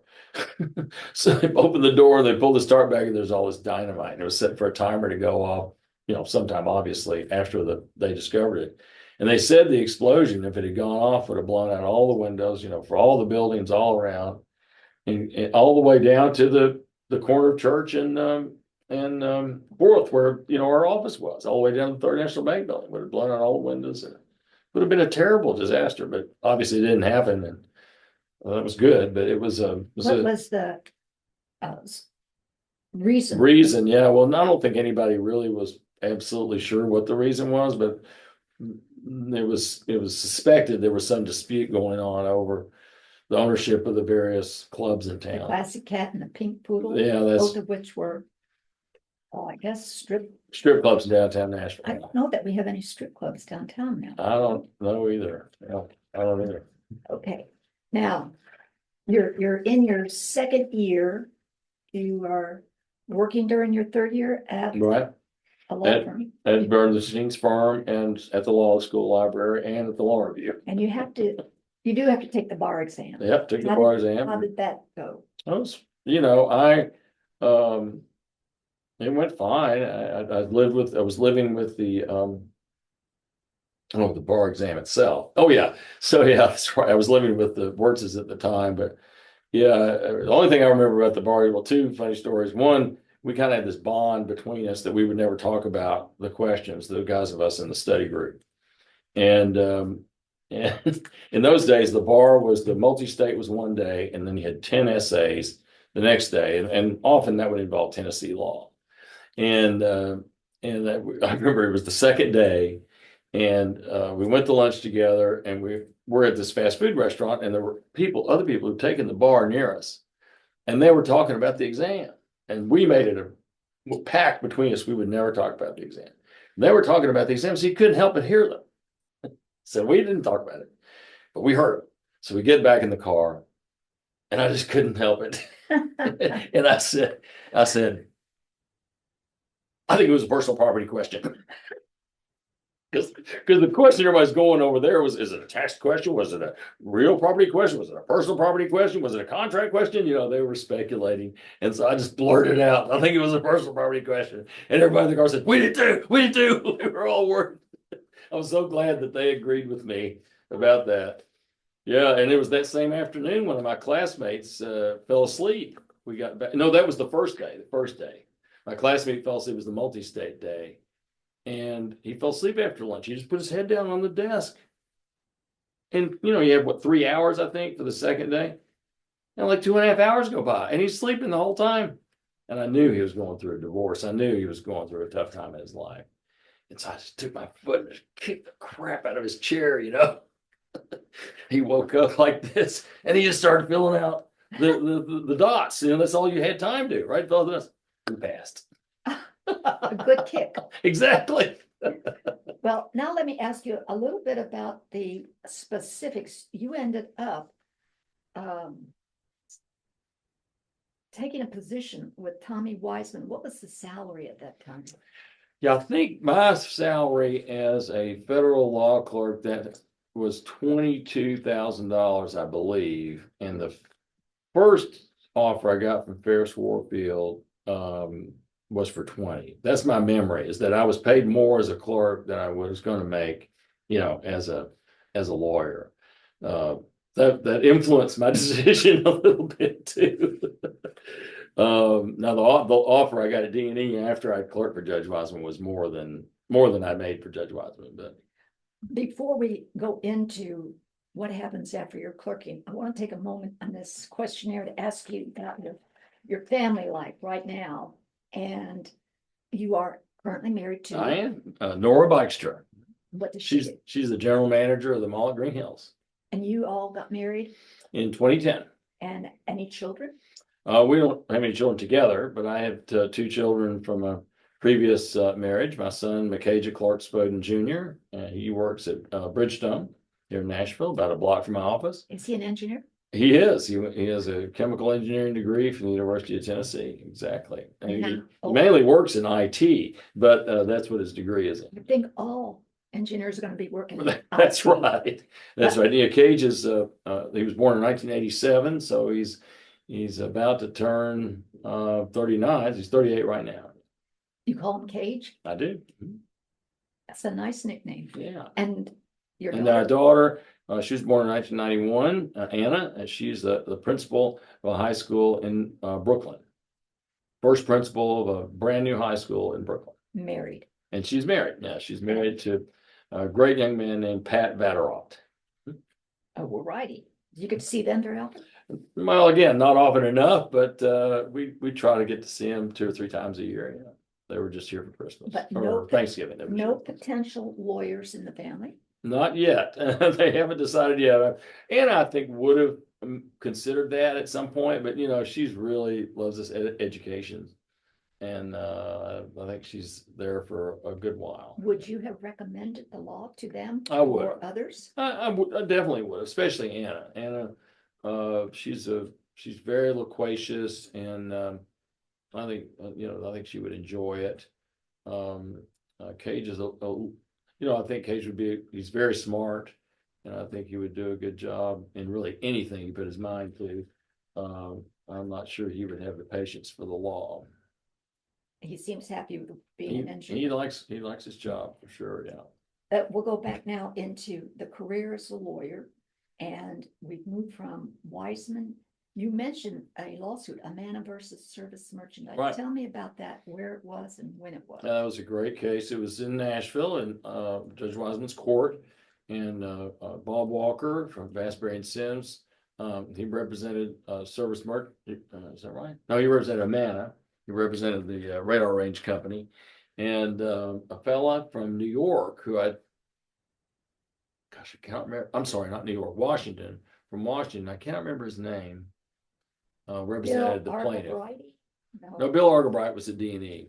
Okay. Yeah, the Washington lawyer is the only case I ever saw him on. He was highly respected, I know, as an antitrust lawyer, but I can't remember his name. Was this kind of the first antitrust case that you were involved in? It was definitely the first, actual case I was involved in as a lawyer, law student. My uncle had been involved in a case before I went to law school. Very significant case up in Wisconsin. And that's what got me interested in antitrust law. He was the party. He was the plaintiff in an antitrust case. That was your uncle? My Uncle John, yeah. So that's why I was so interested in antitrust law. And what did the Amana case? So the Amana case, it was a vertical integration case. So it was a little bit unusual. It was not a horizontal case. And so Service Merchandise was suing Amana, who made microwave ovens, and they called them radar ranges, and said that the restrictions that Amana imposed on vendors who wanted to sell their radar ranges were unreasonable and were violation of antitrust laws. And Service Merchandise, as you may recall, they just had showrooms, and then you would order, you couldn't like pick it off the shelf, right? Know that we have anything like Service Merchandise Anymore, right? So you might need to explain how it worked. Yeah. Well, it was you just have a showroom, and you would find what you wanted, and you'd go take the ticket up to somebody, and then it would come out from the back, basically. So they didn't really have the same sort of salesmen or saleswomen who worked out and could explain to you what the product would do and stuff like that. And that's what Amana was saying.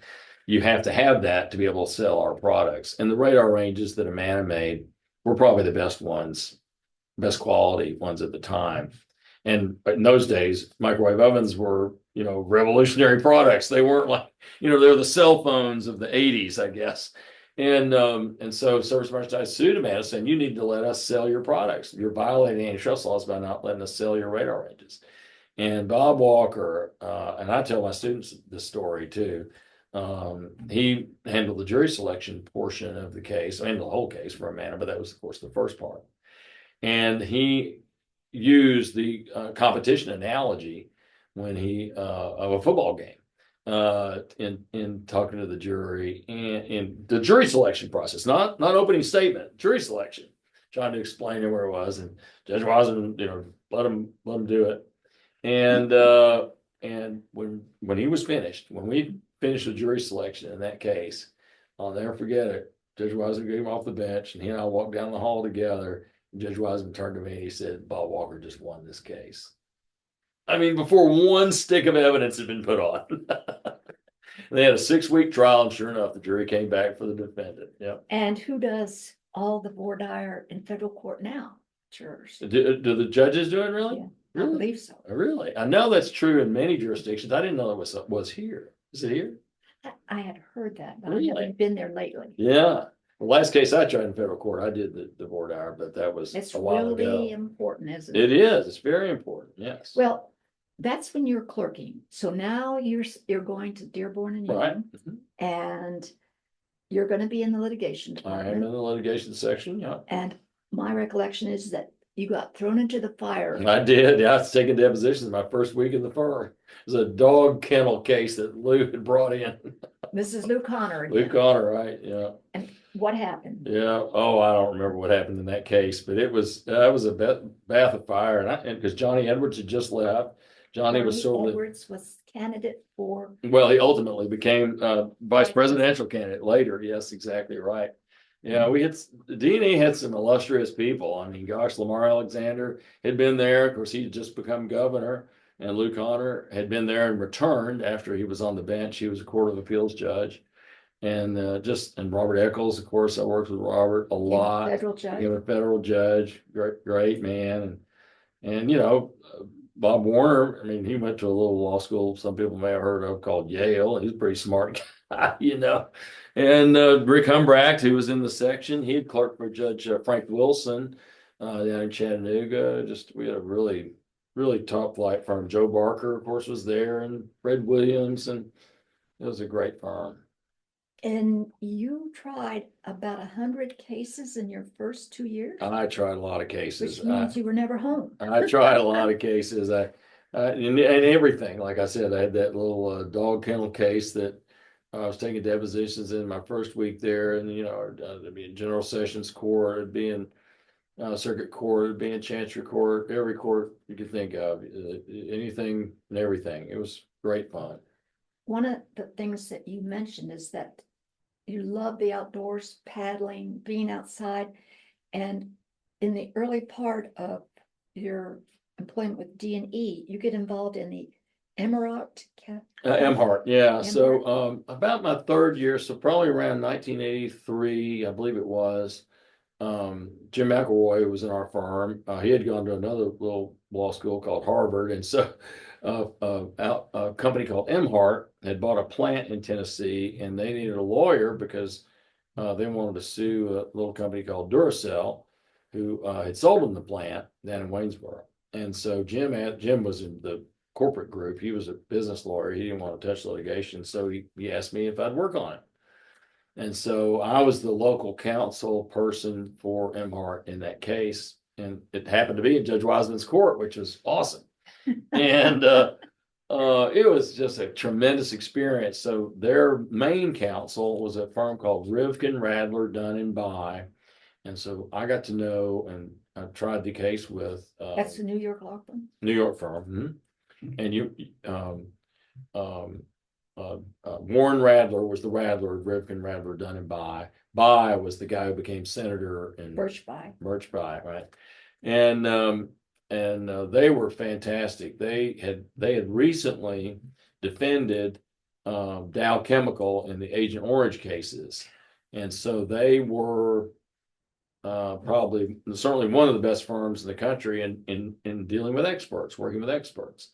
And so big issues in our case were about experts, the extent to which people might be harmed by exposure to polychlorinated biphenyls, also known as PCBs, that were present at the plant and were not disclosed to our client, Emhart, in the sale. And so I got to sit there with the experts and with the lawyers from Rivkin Radler and preparing the experts for the trial. And it was an incredible experience. And so I was just one of the members of the team, really. Even though I was the local counsel, they enrolled me to assist in things just like I was in their firm in the first part of the trial of the case. I tell my students this story, my civil procedure students this story. So we'd done the firm, Rivkin Radler and I, and working with them, had done a great job getting the case ready on liability, but we had not done a good job building up our damages case. And so the local counsel for Duracell, King and Spalding, was their main counsel out of Atlanta. And then their local counsel was Judge Wiseman's former firm, John Chambers. And so we had this hearing. They were moving to continue the trial probably about a month before the trial. And this is how I met Mr. Radler. So John Chambers had filed this motion to continue, and I picked up Mr. Radler at the airport. I met him at the airport, I guess, in a taxi. We were taking taxis. And he's a little spark plug and very sharp guy. And I said to him in the taxi, I said, Mr. Radler, why don't we ask to bifurcate this case? We really aren't ready on damages. They're going to kill us on damages. He's going to have to continue the case because the discovery's not been, done well enough on damages, but we're ready to go on liability. Let's suggest to the judge that he bifurcate the case, and we'll go ahead and have the trial on liability, and we'll have the damages trial later. They're not going to like that, but still, Judge Wiseman may go for it. And Radler sits there and thinks about it, and then he goes, "That's what we're going to do. We're going to move to bifurcate this trial. That's a great idea." And so sure enough, he waltzes in there. And of course, the first part of the argument is John Chambers arguing for a continuance, And Judge Wiseman goes, after Chambers is dead, he says, well, I've read Chambers on continuances, implying that John Chambers is well versed in seeking continuances. Now let me hear it from Mr. Radler. And Radler steps right up, and says, well, I think we should move to bifurcate the trial. And sure enough, we did. And so we tried the liability. He denied the continuance on the liability side and punted the damages side. So we tried the liability side between Christmas and New Year's that particular year. I think it was 1986. I think that's when it was. It could have been 87. I don't remember exactly. And we won. Judge Wiseman rendered a decision about 6 months later. And at the time, under the environmental laws, you could recover your attorney's fees. Now, remember, fast forward about 6 years, and the Supreme Court decides the Keytronic case and holds that you cannot. But at the time, you could. And Judge Wiseman awarded us our attorney's fees as part of his ruling. And so then came the damages part of the case. And so the general counsel of Emhart, he asked me to handle the damage part of the case. So I go from this little minion doing nothing on the liability case initially. I did examine some witnesses at the trial, but still I didn't do much, to being the lawyer in charge of the damages side of the case. So it was a big deal. It was really, I was very honored for that. And quite an experience. But tell me what happened. Okay, yeah. So we ultimately we had a settlement of the damages part of the case. This So is really important. the discovery went About on, 9 million and we finished. plus or minus. Oh, that's good. Sorry. That's okay. And so you have So you're, it's 40 years later. that's right. So you're sending settlement agreements back and forth, and the lawyers at King and Spalding were both. There was one Chet Tisdale was in Washington, and then Bob Thornton and was in Atlanta. And so I'd have to always send copies of the book, because remember, this is all before email. This is by fax, or by overnight package. You're sending these back and forth. And so we reached an agreement. We came up with a document that we all agreed on. My general counsel in Connecticut had blessed. And so I flew to Atlanta to pick up the final document in Atlanta. And I was going to carry it by plane to my client in Connecticut to sign. And I get, of course, I read the thing. I have to read it. So I'm in this conference room. It's very long. Nobody else is in there with me. I read it. It's not what we agreed on.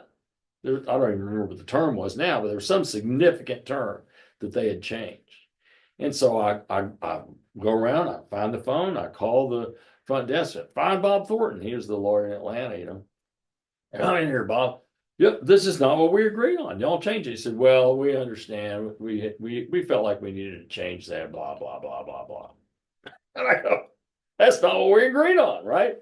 And so I took the document that they gave me, I threw it in my briefcase, I closed the briefcase, and I left. And I'm shaking like a leaf, because I thought, oh my God, this is a huge deal for my client. What if this isn't such a big issue for them? I'm walking away from all this money, And I called Dean, my client, was a great guy up in Dean Hennessy was his name, in Connecticut. And I told him what I did. And he said, Clark, you did exactly the right thing. That's exactly what you should have done. And I was so glad, because I didn't want to do the wrong thing. And sure enough, they were just grandstanding. And within a few days, we finally had the agreement back where it was supposed to be. But yeah, they were trying to pull a fast one on me as a young lawyer, and I didn't let them get away with it, by golly. How many years had you been out of law school at that Well, point? that would have been I think it was 1988. So I've been out of law school 8 years, for the clerkship 7 years. Yeah. Yeah. And pretty big. Yeah, it's a big case. Yeah, the biggest Big at the time. responsibility. Big responsibility. Yeah, it was. So that's 1988. Yeah. And in the late 1980s, 89, you do a criminal defense act. Right. Yeah. But right about just after that, I had a case where I was the co-counsel again for an out-of-town lawyer, a criminal case.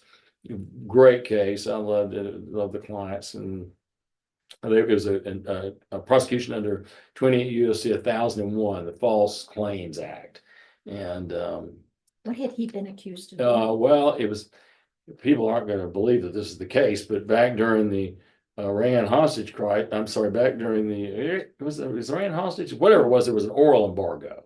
And so they, in the early 80s, they rationed gasoline. So they rationed gasoline because the oil was hard to come by. And so there were these set asides where you were allowed to sell either more gasoline or an unlimited amount of gasoline, depending on who they were. Like an ambulance company, theirs would be unlimited. Farmers would be allowed to have a much greater amount than another type of user. And so the government prosecuted a local company for allegedly falsifying their claims, for They diverted it to customers. They diverted customers they weren't supposed to, and they had to sign a document that certified that the customers were the right kind of customers, and the government accused my clients of falsely making those certifications. And so, in getting ready for the trial, we had moved to dismiss the indictment. So when I was a very young lawyer, probably 1984, something like that, we moved to dismiss the indictment, and the trial judge agreed with us. Judge Nixon agreed, dismissed it, went to the Court of Appeals. The Court of Appeals disagreed, sent it back. So we had to try it. So it was much later than you would ordinarily think for a criminal prosecution about something in the early 80s going to trial. I think it went to trial in 89, if I remember right. And so this lawyer, the Atlanta lawyer, really great energy lawyer, he was nation well known for the energy field. He was the lead lawyer, and I was just supposed to pick the jury and be with him during the trial. Well, the government puts the first witness on the trial. I mean, on the stand at the trial, and my colleague examined him, and when he finished, I put my hand over on his arm. I said, "I got the rest of them." So I handled all the rest of the direct and cross examinations in the trial, and we got an acquittal, and it was fantastic. The jury came out of the jury box crying. They're hugging our clients. It was fantastic. And so I really enjoyed that. I wish I had been able to do more criminal defense work, but I wasn't going to represent drug dealers, and I just couldn't build a practice in the criminal defense work if I didn't want to do DUIs or drug representation. And so I did white collar cases with D&E, but D&E collapsed in 1992. And so but before they collapsed, you made partner? I did. I made partner in 1987. Yeah. So I made partner a year early. And I know that one of the questions is your daily routine about your working hours. Where'd you do lunch, office location? We were in the I don't even know what that building is now. This is a triangular building. It was then the Commerce Union Bank building, but I don't know what it is now. Bank of America, maybe? I think Bank of America has even moved from there. Bank of America is at 222 Second Avenue now. Yeah, it used to be the Bank of America building. And I don't know what it is. Yeah, but it's the triangular building with Dedrick Street on one side and Union Street on the other. I usually ate at my desk. I was just a workhorse, and we had a standing snack on the floor above. I'd go up and I'd get cottage cheese and crackers every single day. It was terrible. But the few times I did go out, I'd go to Satsuma, which was right across the street. No longer here. Yeah, no longer here. As a lesson I really learned by the collapse of D&E, that I needed to get out more. I needed to walk around, see people.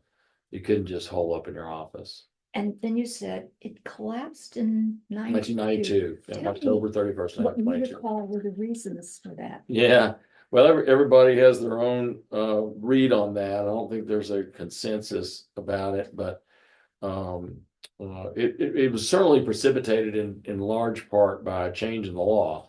Our firm did a lot of real estate work. We represented developers who did what was called real estate syndications of real estate developments. And the Congress changed the law in the late 80s such that you couldn't do those anymore. And so that hit the firm hard. And then we were the firm for bank, what was then Commerce Union Bank. And in those days, the big firms in town all had a bank. Bass, Berry & Sims represented First American. We represented Commerce Union. and so forth. And so if you didn't have a bank and Ferris Warfield represented Third National Bank. If you didn't have a bank as a client, you weren't a big law firm. And so, except Waller didn't have a bank necessarily, but they had a little company called Nissan and a little firm called J.C. Bradford, so they weren't doing too badly themselves. Anyway, so Sovereign Bank bought Commerce Union Bank. Now we continued to represent Sovereign Bank, but the headquarters people are somewhere else, right? They're no longer right down the elevator from us like they had been before. And then this caused less in revenues, obviously. And so then some important leaders left the firm. Martin Simmons became the general counsel of First American Bank. Robert Eccles went on the bench, became a U.S. district judge. And it was just becoming more and more challenging. And so the firm, Bolt Cummings Connors Berry, offered to take most of the lawyers in the firm into their firm, not almost, and to assume the liabilities of the firm. And that was a big deal, right? Us as partners, who didn't want to have any liabilities. So when they took the liabilities, I'm sure that was a big part of why they went along with that. And so I was out on my own. And what did you do? Well, the firm gave me a set of the TCA as a parting gift. Will Earthman made sure Bolt let me have a set of the TCA and put them on a dolly. And I went up the hill and rented an office at a shared office space in the city center on the 9th floor. And I'll never forget going to open the office the first day. I'm rolling that dolly up the hill, full of that TCA stacked to the top, Tennessee Code Annotated. And I got to the top of the hill, and there's a little tiny lip on the stairs, not even an inch. And it caught the edge of that dolly, and every one of those books fell off the dolly, all down that hill. And I'm going from the top of my game, you know, trying big cases right and left, doing great, to then my firm folding and me being out on my own unintentionally. And then all I got to show for it is a TCA rolling down that hill, boy. It was a low ebb, man. And, but, I pulled myself together and here I am today. So here you are today. We're going to get to where you really are today here in a minute. But one of the things you told me is about Ray Luckett, who was a client. Roy Luckett, yeah. Roy was a great guy. He started a company. Well, I guess his dad actually started the company, but by the time I was practicing, he was running the company called NEC. And NEC was the best color printer and was the best at separating the image, the colors, so that it was used by the best magazines in the country to publish, because they made such great quality images. And so National Geographic, Playboy magazine, anybody who wanted to have the best image, the best picture, used NEC. And Robert Eccles had represented NEC. And one of Robert's first cases was a copyright case where about that poster of Farrah Fawcett that somehow NEC got sued about. I don't remember the details. I didn't work on the case, but Roy was actually talking to me about it not too long ago. Anyway, and so Robert asked me to help on some of the NEC cases. And then when Robert went on the bench, he made a very big deal about handing that client over to me. He said, "Clark, I think you'd do the best job for them." And he met with Roy and told Roy that he recommended me. And so that was great. And so when I'm about to go out on my own, I thought, well, wow, there's a lot of different kinds of work for NEC. They're a big company, relatively speaking, at least for me. And so I told Roy, I said, I've got to go out on my own. The firm's folding, and I'm not going with the new firm. And so I can try to help somebody else be your lawyer if that be what you'd want. And but I'd be happy to continue to represent you. It's your call. And Roy looks at me, he says, "How much you need to get started?" I couldn't believe it. And I never even thought about that. It is. And I didn't even cross my mind that. And I said, "Well, Roy, that is so kind of you. I'm really honored that you want to do that. if you'll just use me as your lawyer and, pay me for my legal work, that's good enough for me. And so that was my best client for sure, through the nineties. And he sold his company. He was very prescient. He sold his company right before, printing kind of started going out, computer started taking over. I think he saw the handwriting on the wall, and I'm honored to be his friend still to this day. Yeah. Well, there is a time period here where you're under consideration for an appointment. Right. Yeah. Tell me So, about that. It's a part of what happens in your life, but I don't want to leave where you are as far as starting your firm. So tell me about yeah, this well, all experience. this is going on at about the same time. I mean, actually, I started, that was over by the time my firm. So, but yeah, like in the same year, I'd interviewed at the White House and D&E Folds. I mean, Tell them why it's just incredible. why you Yeah. So, um, President Bush, George Bush, was the president of the United States at the time, and he had taken Ronald Reagan had been the president before him, and we had had a long-standing U.S. attorney. The president appoints the U.S. attorneys in every district, and we had had a long-standing U.S. attorney for many years, and then Joe Brown became the U.S. attorney, and Joe Brown was the U.S. attorney when I tried that criminal case, and so he was the sitting U.S. attorney when George Bush became president. Well, President Bush decided that he was going to use U.S. attorneys' appointments as more politically, frankly, so that it would be places where Republicans could be planted to could ultimately become candidates, and so it was kind of let known that all the U.S. attorneys in the country were going to be replaced, and they were looking for people for the very three districts in Tennessee, and Van Hillary became that in East Tennessee, and Ed Martin became that in West Tennessee, and this is all going on at the same time. I'm just telling you who came in those roles. And so we're up, the job's up for consideration here in Middle Tennessee. Well, there were no Republican senators in Tennessee at the time, which is hard to believe, but there were no Republican senators, and the only Republican congressmen were Jimmy Quillen in Upper East Tennessee, where I'm from. The Quillens lived right down the street from where I grew up. John Duncan in Knoxville, and Don Sundquist. Those are the only three Republicans in Congress at the time. So the senatorial privilege thing didn't really count because there were no Republican senators, but the Republican congressmen they kind of shepherded, they had some influence, let's put it that way, on who President Bush was going to decide to become the U.S. attorney. And so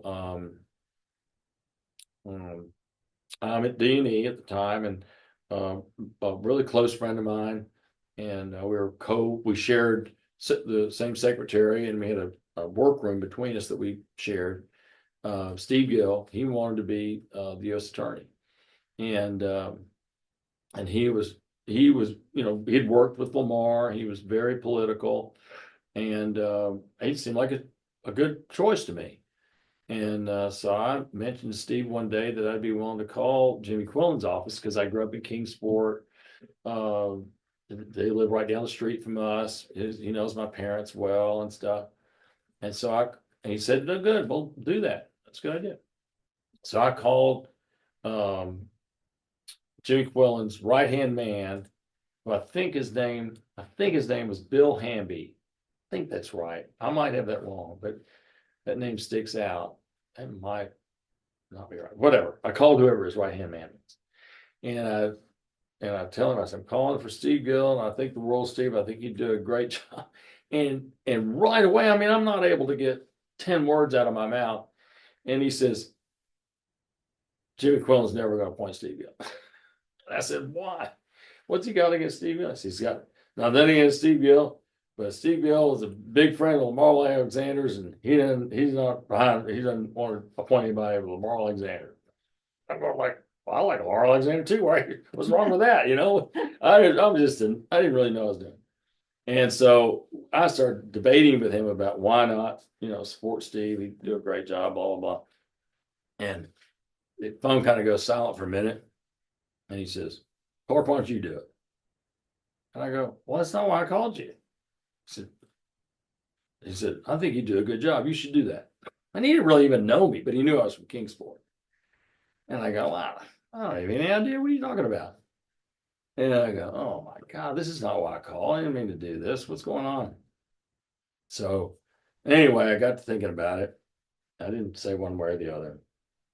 And I thought, well, hell, I got to give it to Steve. Why don't I just go ahead and go do it? So I did. I said, I'll do it. Well, I told Steve, and he didn't like that. He was not happy with me, as you can imagine. In fact, he was really pissed. And excuse my language. And and Steve and I had been great friends. We'd both been at each other's weddings, and it kind of rift, obviously, between us ever since then, I think. Um, and so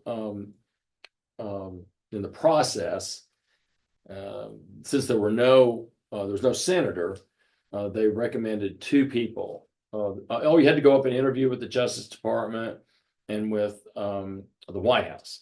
And I interviewed with the Justice Department, most incredibly intense legal interview I've ever had. All legal questions you can imagine, both criminal and civil. It was fascinating, honestly. And then I met the head of the civil division. He had J. Edgar Hoover's office, which is really cool. And he had the box that J. Edgar Hoover had under his desk that he would pull out to stand on to meet people. He showed me that box. It was incredible. And yeah, I interviewed in this room in the White House, gigantic ceilings, in the White House. I was blown away by the whole thing. And I really thought I'd get it. Everybody kind of thought I would get it. I'd done really well in law school, obviously, and with a big firm, I'm at D&E and all this stuff. And the other fella who was recommended was a graduate of the Knight Law School, Artie Williams from Franklin. And he was much older than I. And of course, I would have been the youngest U.S. attorney in the nation at the time. I would have been 34 years old. So I would have been the youngest U.S. attorney in the nation. And so it's coming down to time for them to decide what they're going to do. And an article came out in the Tennessean about how I had never voted in the Republican primary in Davidson County and always voted in the Democratic primary. And next thing, I got a call from that same fellow I talked to in Jimmy Quillen's office and reaming me out for, never voting in the Republican primary. I said, nobody runs a Republican primary. If I want to have a vote, I have to vote the Democratic primary in Nashville. And he just couldn't understand that. And so Eddie Williams became the U.S. attorney. So it was quite a tumultuous time in that respect too. Before the law firm fell apart? Right. That was the same year. Yeah, it was probably in 1991. Yeah, it was probably right before that happened. Yeah, exactly. Okay, so now got a client. Yep. You're in solo practice. Right. Well, all my clients came with me. It wasn't just that client. I had this big environmental case down in northern Alabama. They continued to use me, and so I'm about to go to trial in that case. And I made the most money I ever made in my life, my first year of my new firm, which I couldn't believe. And I'm about to go to trial in that case in Alabama. And I thought, well, what's going to happen to my law practice? It's going to be like a 3-month trial. And what's going to happen to my law practice? Nobody's going to be here to answer the phone, right? And just so happened that the Ogletree firm, Rick Parker, was the head of that office here in Nashville, and they reached out to me. They wanted a construction lawyer. I tried a lot of construction cases before. I tried that case in Paris about a big construction project in the Middle East. And so I didn't have any time to mess around. So I said, well, you got to pay me at least X plus a kicker. And they said, that's no problem. So, okay. So you mentioned this construction case that you had. Yeah. Tell me about that before we go any further. What a case. That's so what a case. Our firm represented now this is D&E, D&E in the 80s, late 80s. We represented Foster Creighton Company, which is a company founded by Wilbur Creighton, a great guy, that built hospitals in various hospitals. And one of them was in Qatar, in Doha, Qatar, the capital of Qatar in the Middle East. And so it was the right before was like 3 weeks before Thanksgiving, the given year. It might have been 1988. Yeah, something like that. Martin Simmons and Claude Raymer came in my office. They had been working on the case where we were suing the government of Qatar for not paying Foster Creighton for the hospital. It was, I want to say, I know it was hundreds of millions of dollars. I can't remember. Might have been $500 million. It was a big number. And Foster Creighton gotten sued by their prime subcontractor, a company called CNC, and they sued our client for $127 million. Well, we hadn't paid them the $127 million because they hadn't been paid by the government. Right. And so they asked me if I'd handle that case. This is 3 weeks before the brief is due, and the case was pending before the International Chamber of Commerce. And under the rules of the International Chamber of Commerce, you have to submit the briefs before the trial by a certain date. And the briefs include the testimonies. And the testimonies are what you and I would call basically an affidavit. And a witness, not just an expert witness, but a fact witness, cannot testify in that proceeding unless they've submitted their testimony. So it's basically giving the other side the like a deposition where they're not asking the questions in advance. And so all of that has to be submitted with the legal brief and everything else 3 weeks after Martin and Claude walk into my office. So we rented an office out at the corner of Murphy and West End it was just for me and the other guys on the team. They worked on the case against the government. I worked on the case against our client nonstop for 3 weeks. And again, this is all before computers, so we're sending things back and forth to witnesses on other continents by fax. And I had witnesses from 5 different continents from whom I got testimonies for this darn thing. And I finished the legal research. So the issue, of course, the big legal issue was pay when paid. The contract was an American contract. It was in English, and so the language of the proceeding under the rules of the ICC was English, and so that's why we were involved, because we're an American law firm, obviously, and so the choice of law provision in the agreement said the law of the nation of Qatar. Well, the law of the nation of Qatar at the time was 22 pages long, literally. It was like the Hammurabi Code. It like points, those points, and that's it. That's the law. There are no decisions of any courts. There are no administrative rulings of any kind, because the emir is the final authority on everything. Okay. So I got this idea that, and our panel was made up of each party appointed one member of the arbitration panel. So we appointed a guy named Gordon Janes, who was a lawyer from England, from London. And the other side, CNC, they appointed a lawyer named Bill Laurie, also a lawyer from London. And then the third arbitrator was a Frenchman. And so that's why the trial was going to be in Paris. And he was independent. He was appointed by both Laurie and Janes. And so I thought, the law is supposed to be governed by the nation of Qatar. There is no decision in Qatar about pay when paid. So that's going to be like the Hammurabi Code. Well, Hammurabi Code is going to be like the civil law in France, more so than like English law or American law. And at the time, the rulings of the courts of England and the courts of the United States were opposite on the issue of pay when paid. In American cases, the majority rule was pay when paid means pay when paid. Yeah. But in England, under the English court decisions, it did not mean pay when paid. It meant you needed to pay. Whoa. I know. And so the firm that represented the government of Qatar in the government case was a British firm, very fine English firm. And of course, they're relying on the English decisions to say the pay when paid clause doesn't mean what it says. And the firm in our case was a French firm on the other side. So anyway, I I thought, I'm going to do some French law research on this issue. And remember, there's no internet at the time.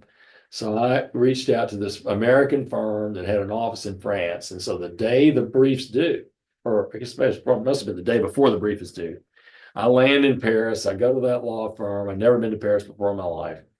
And I researched the French law. Well, American law, you can't imagine you'd be able to research anything like that like in a day, right? Without a computer, right? Well, the entire decisions of the French Supreme Court at the time fit in one volume. So remember, the French is a new republic after World War II. Right. So all of the decisions of the French courts between the late 40s and the 1980s make up like 3 rows in this law library. There's nothing to it, right? And I found a French case on pay when paid. I couldn't believe it. So I inserted that case in my brief. And I took the brief to get copied because you had to submit 5 copies to the tribunal.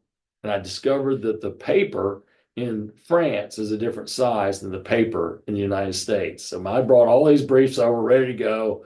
And the paper that finished my illegal brief was different. It was wild. We got it done though, and we got it filed on time. We tried the case in 3 different sessions, 3 weeks in Paris the first time, 3 weeks in Paris for a second round the next year, and then 1 week the next year in England.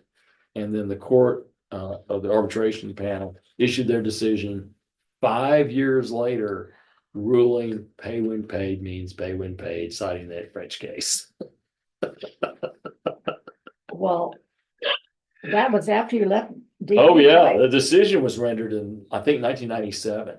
Yeah, I think the ultimate decision was rendered almost 10 years after Martin and Claude had walked into my office.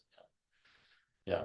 And by that time, like you probably heard on the news just the other day, we're pulling our guys out of the Qatar base we have, so we started using Qatar as a military base, and the U.S. government had no interest in forcing the government of Qatar to pay our clients' bills. So company went out of business, never got paid for building a hospital in Doha, Qatar. Yeah, exactly. How does a company like Foster Creighton? It went out of business. It went out of business. Right. Okay. That's a long story, but it was No. quite an experience. A lot of other experiences about that trial. I'll spare you, but I thought that was the highlight. That's an amazing case. It was I an think amazing you need to case. mention it. Yeah. So now we have you in I'm at Ogletree. Ogletree. Yeah. And how is that going? That was great. Yeah, I was really fortunate for me because, as I mentioned earlier, the Supreme Court decided in the early 90s the Keytronic case. I kind of built this reputation as an environmental lawyer, and I had this big case down in northern Alabama. And then the Supreme Court decides the Keytronic case, and even though I'm usually representing the defendant, if the plaintiffs can't get their attorney's fees anymore, then cases dry up. And so I'm sitting there going, wow, let's see, Congress just passed all these labor laws, the ADA and the ADEA and all these laws that people can sue their employers about. So I happen to be in this labor law firm of the Ogletree firm. This is a good place to be. So it worked out well for me. I got to try a few sex harassment cases and age discrimination case and got some good experience there with that firm and really enjoyed my time with them. And then Martin Simmons hollered at me and oh no. So I also started representing a little company called Terminex. And Jay Barber was doing most of their work out of our Atlanta office, but he asked me to work on the Tennessee cases. And so Terminex and the Ogletree firm got crosswise. And so the guy that I interacted with at Terminex, and my firm said I needed to go withdraw, that we had to withdraw from representing Terminex. Well, I mean, that was my primary client at the time. I mean, a lot of work. I had probably 7 pending cases for them. And so Martin, I'd seen Martin at the steeplechase with a guy named Ed Glasscock from Brown, Todd, and Haverty in Louisville. And I knew Martin was starting an office for Brown, Todd, and Haber here in Nashville. And so I have the motion to withdraw in my hand. And I think to myself, this is so important. I'm going to file it myself. So I'm walking from our office at the city center building to the courthouse, and Martin's, of course, in the First American building. And I thought, I think I'm going to stop off and see Martin Simmons. I took the elevator up to Martin's office. Martin was there. I said, Martin, I have almost $1 million of work in my hand right now. I've been instructed to move to withdraw from representing. The company wants me to continue to represent them. What's going on with that Brown, Todd, and Haber thing? And Martin said, let's do it. And so we started the office at Brown, Todd, and Haber, and I continued representing Terminix because Ogletree was going to fire him. And that was really fun. So what year was that you? That was 1998, and we started the office of Brown, Todd, and Haber in 1998. And in 2001, that firm became, they merged with the Frost and Jacobs firm, and so that's when it became Frost, Brown, Todd. And how long were you there? I was there until 2010. So Frost, Brown, Todd started doing a lot of work adverse to banks, not our office in Nashville, but in their Cincinnati office. They had a big practice, and some edict went out at FBT that we couldn't represent banks. And Martin had been the general counsel of, First American Bank. John Wingo was in our firm, and John had been in-house at First American Bank, and we did a good bit of bank work. And so Martin wanted to look elsewhere, and so he and Julian got to talking, and we ended up at Stites. So 2010, we went to Stites, and when you got there, did you primarily represent banks? Well, they did. I continued doing my thing, doing employment work, and represented the companies I've represented for a long time. A company called Tennessee Aluminum Processors down in all the main plants in Mount Pleasant, Tennessee, based in Columbia, Tennessee. And was healthcare ever mentioned?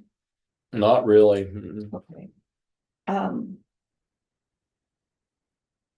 There was a time when you started teaching. Right, 2003. Yeah, not too long. Martin and I hired John Lewis, or not hired, but asked John Lewis to join us in probably the year 2000. I'm thinking John came over from oh gosh, what was that firm's name? Was it Wyatt? It was the predecessor of Wyatt. I don't remember, but John Lewis, he's a great guy. Yes, I do know. And John has taught at the Knight Law School since 1987. Isn't that incredible? Yeah. So he kept bugging me to teach at the Knight Law School. And I'd subbed for Clay Bailey in the 80s, in D&E days at the Knight Law School. I enjoyed doing it, but I never really saw myself doing it all the time. But I did notice I tried a big case in the late 90s, and then I tried the Terminix, the Dargy versus Terminix case in 2001. But it was, it had been like a big case every quarter in the mid 90s to a big case once a year in the early 2000s. And I thought, I need to stay sharp. So I'll look into this, and if I can teach civil procedure, I'll do it. So I applied, and Dean Loser called me and said, Clark, I really do want you to teach the law school. I tried a case in Dean Loser's court, like the first case I ever tried back in the early 80s. In the first jury case I'd ever tried in state court was in Judge Loser's court. And he'd always kind of watched over me over the years. And he was very nice, but I want you to teach remedies. So I had to learn remedies, and I started teaching in 2003. Yeah.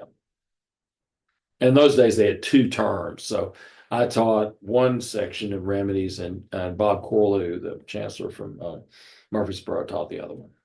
And that's how you got started. That's how I got started in National School of Law. Right. And I thought that you had told me that there was a time when you were doing a certificate of need. That was later, yeah. In 2014, Jerry Taylor asked me to help him on an appeal of a certificate of need case for HCA, actually for Centennial Medical Center.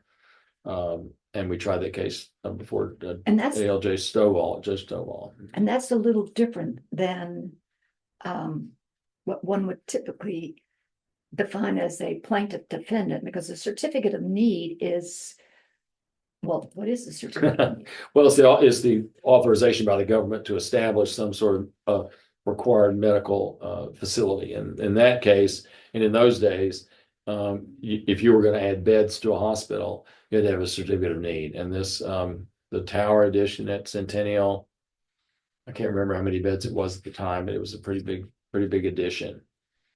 And Yeah. you mentioned that there's a reason why you take cases and how to develop clients. And you use this as an example of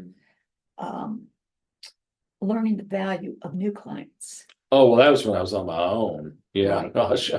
Yeah. I mean, D&E, I mean, I didn't really have to do any client development or anything. I mean, we had all these fantastic partners and lawyers. We had more business we knew what to do with. And then all of a sudden I'm on my own. And, if I can't, if I don't have money coming in the door, the people who work for me aren't going to get paid. And, I was going through a divorce at the time. I'd end up in jail. So the value of, having clients and being sure they paid my bill and, that I was paid a proper retainer in a given case became, extremely important. I mean, it was like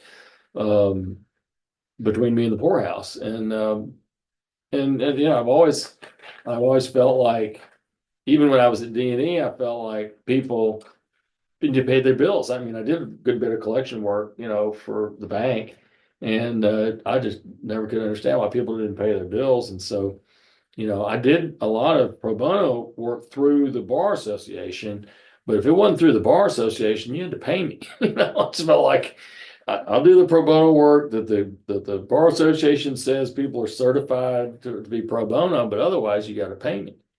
And Well, that's the contract that you made on the front end. yeah, exactly. You know that if it's pro bono, that you're doing this. Exactly. And I have no problem with that. And if they come in and they retain you, they've agreed to pay you for Exactly. your services. Exactly.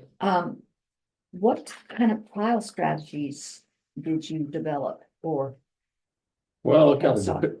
kind of depends, obviously on the case. And that's one thing I really kind of pride myself in, and one thing I love about being a lawyer and the kind of practice I've historically had. It's very varied, and you have to become an expert in whatever subject matter it is, that the case is about.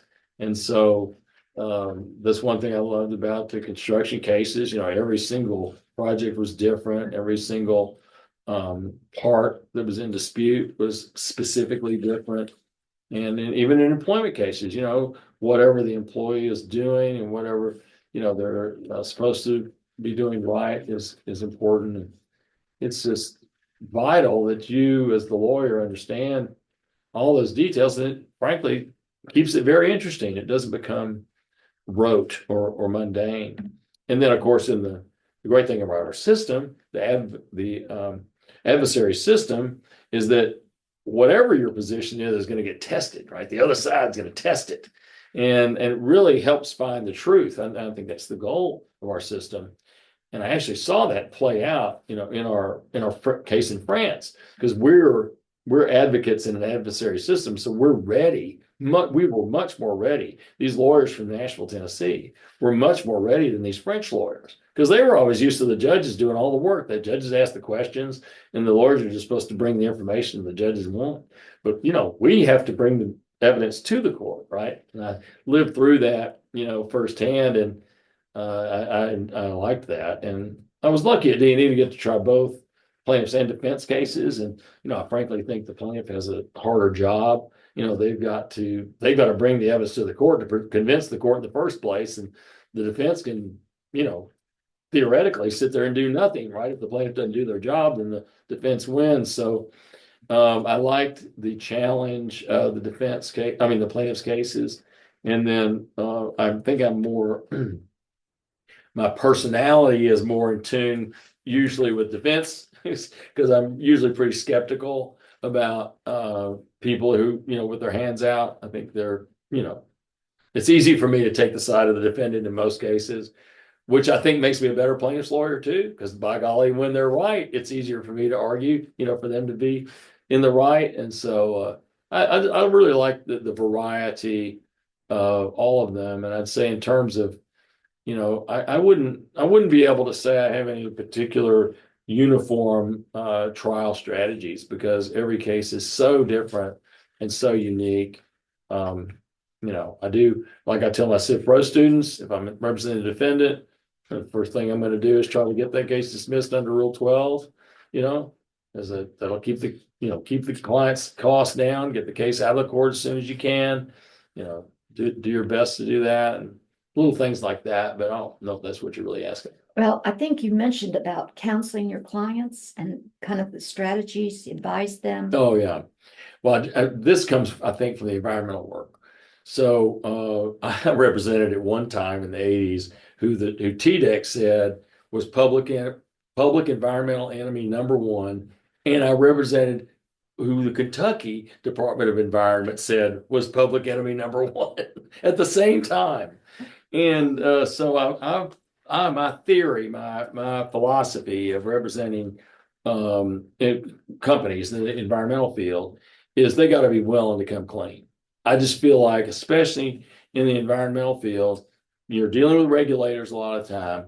And if they're always suspicious of you, they don't believe you, and they think you're trying to cut corners, and you want to get away with polluting the environment, they're not going to like you, and the juries aren't going to like you if there's a tort case, or if there's any sort of case that you have some exposure.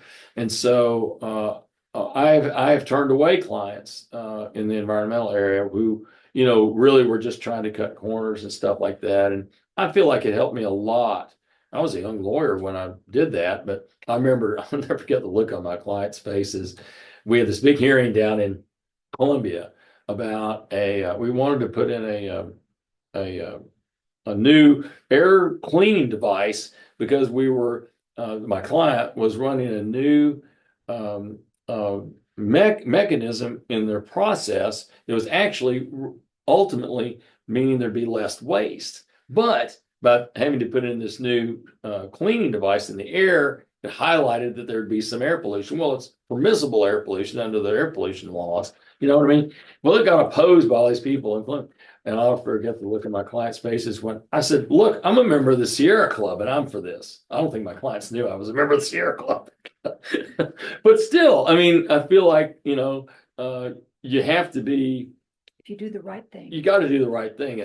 And I felt like that was, it helped us in that hearing. I think we won the hearing in part because the people stopped being as opposed, because they knew I was really trying to do the right thing, And there's a difference between the lawyer and the client. I get that stuff, but still, your client's got to be willing to do the right thing, especially, I think, in regulated industries where you're interacting with people who are trying to enforce the law all the time. Well, tell me about the lawsuit that Burr Foreman got involved in when it was HCA fraud.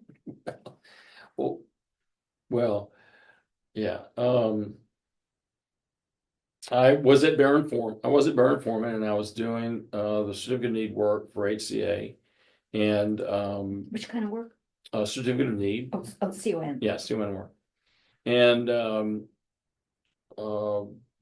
I mean, it's no secret the Barron Foreman law firm, a lawyer down in South Carolina, filed a lawsuit on behalf of her client, firm's client, a hospital down in South Carolina, against HCA, accusing HCA of fraud and all sorts of dastardly things.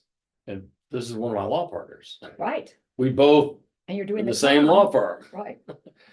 And so I thought it was a pretty clear conflict of interest that the firm shouldn't be suing their own client.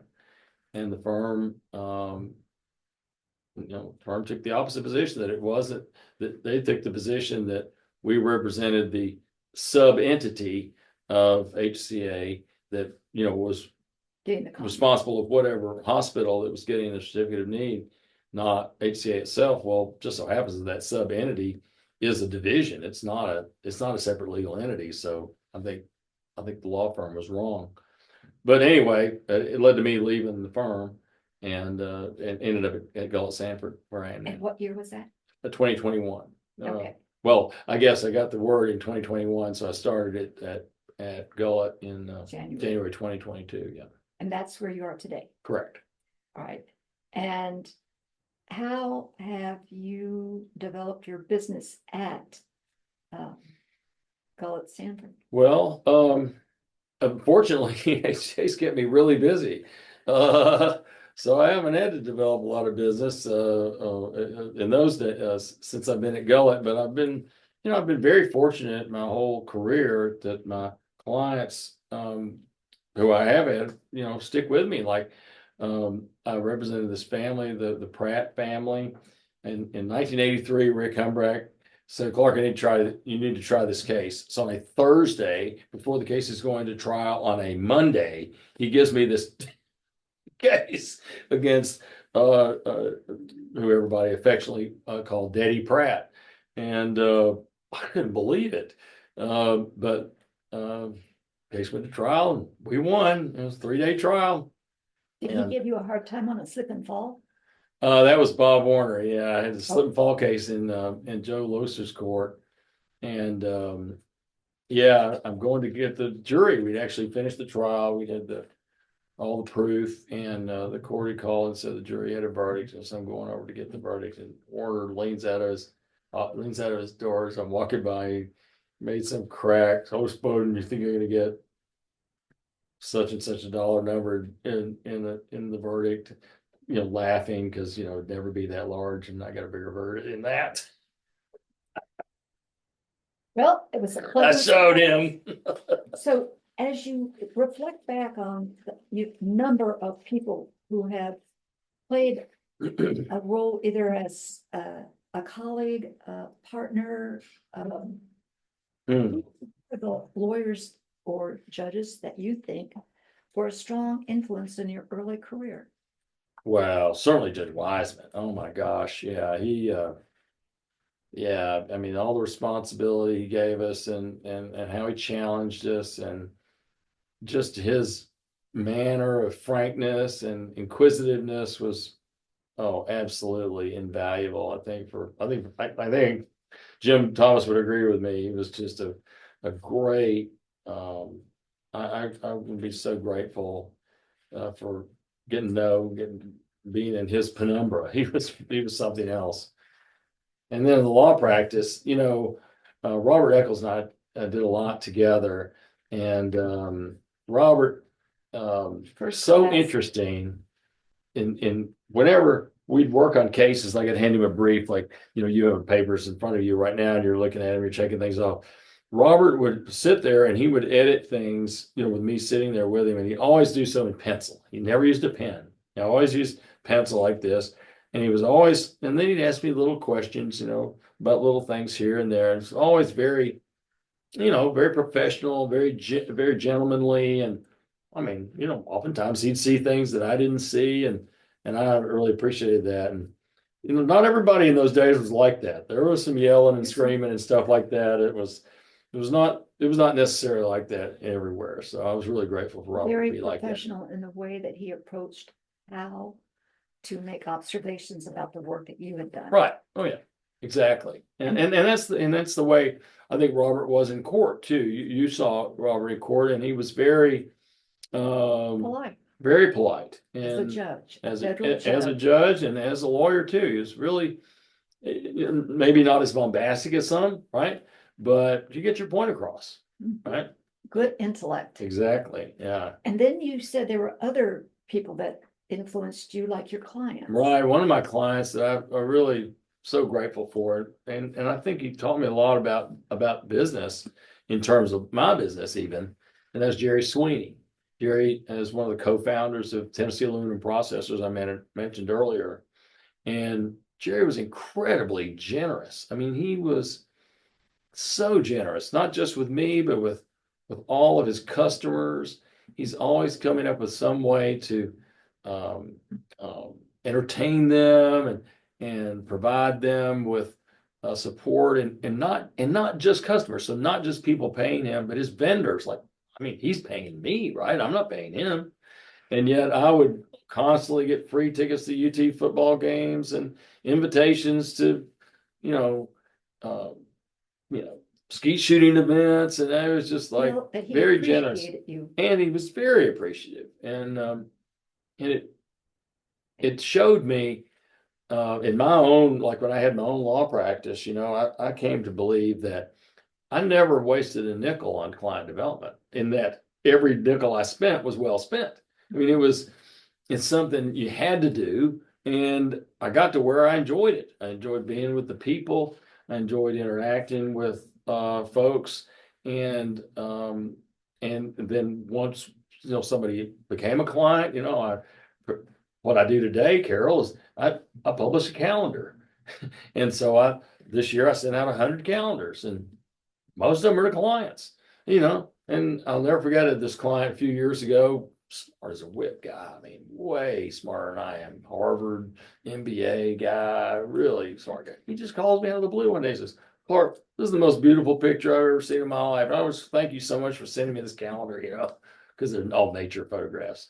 And it's just a way to connect. And I think everybody in life, we need connections. And, People like to be appreciated. exactly. And if it generates legal work, great. But if it doesn't, at least there's some, connection related to it too. And Jerry really opened my eyes to um, both the personal connection and how that can, be a positive in business.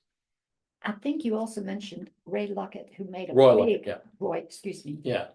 Well, Roy, when he offered to, fund me to start my own law firm, that was incredibly generous. And he's been a great friend.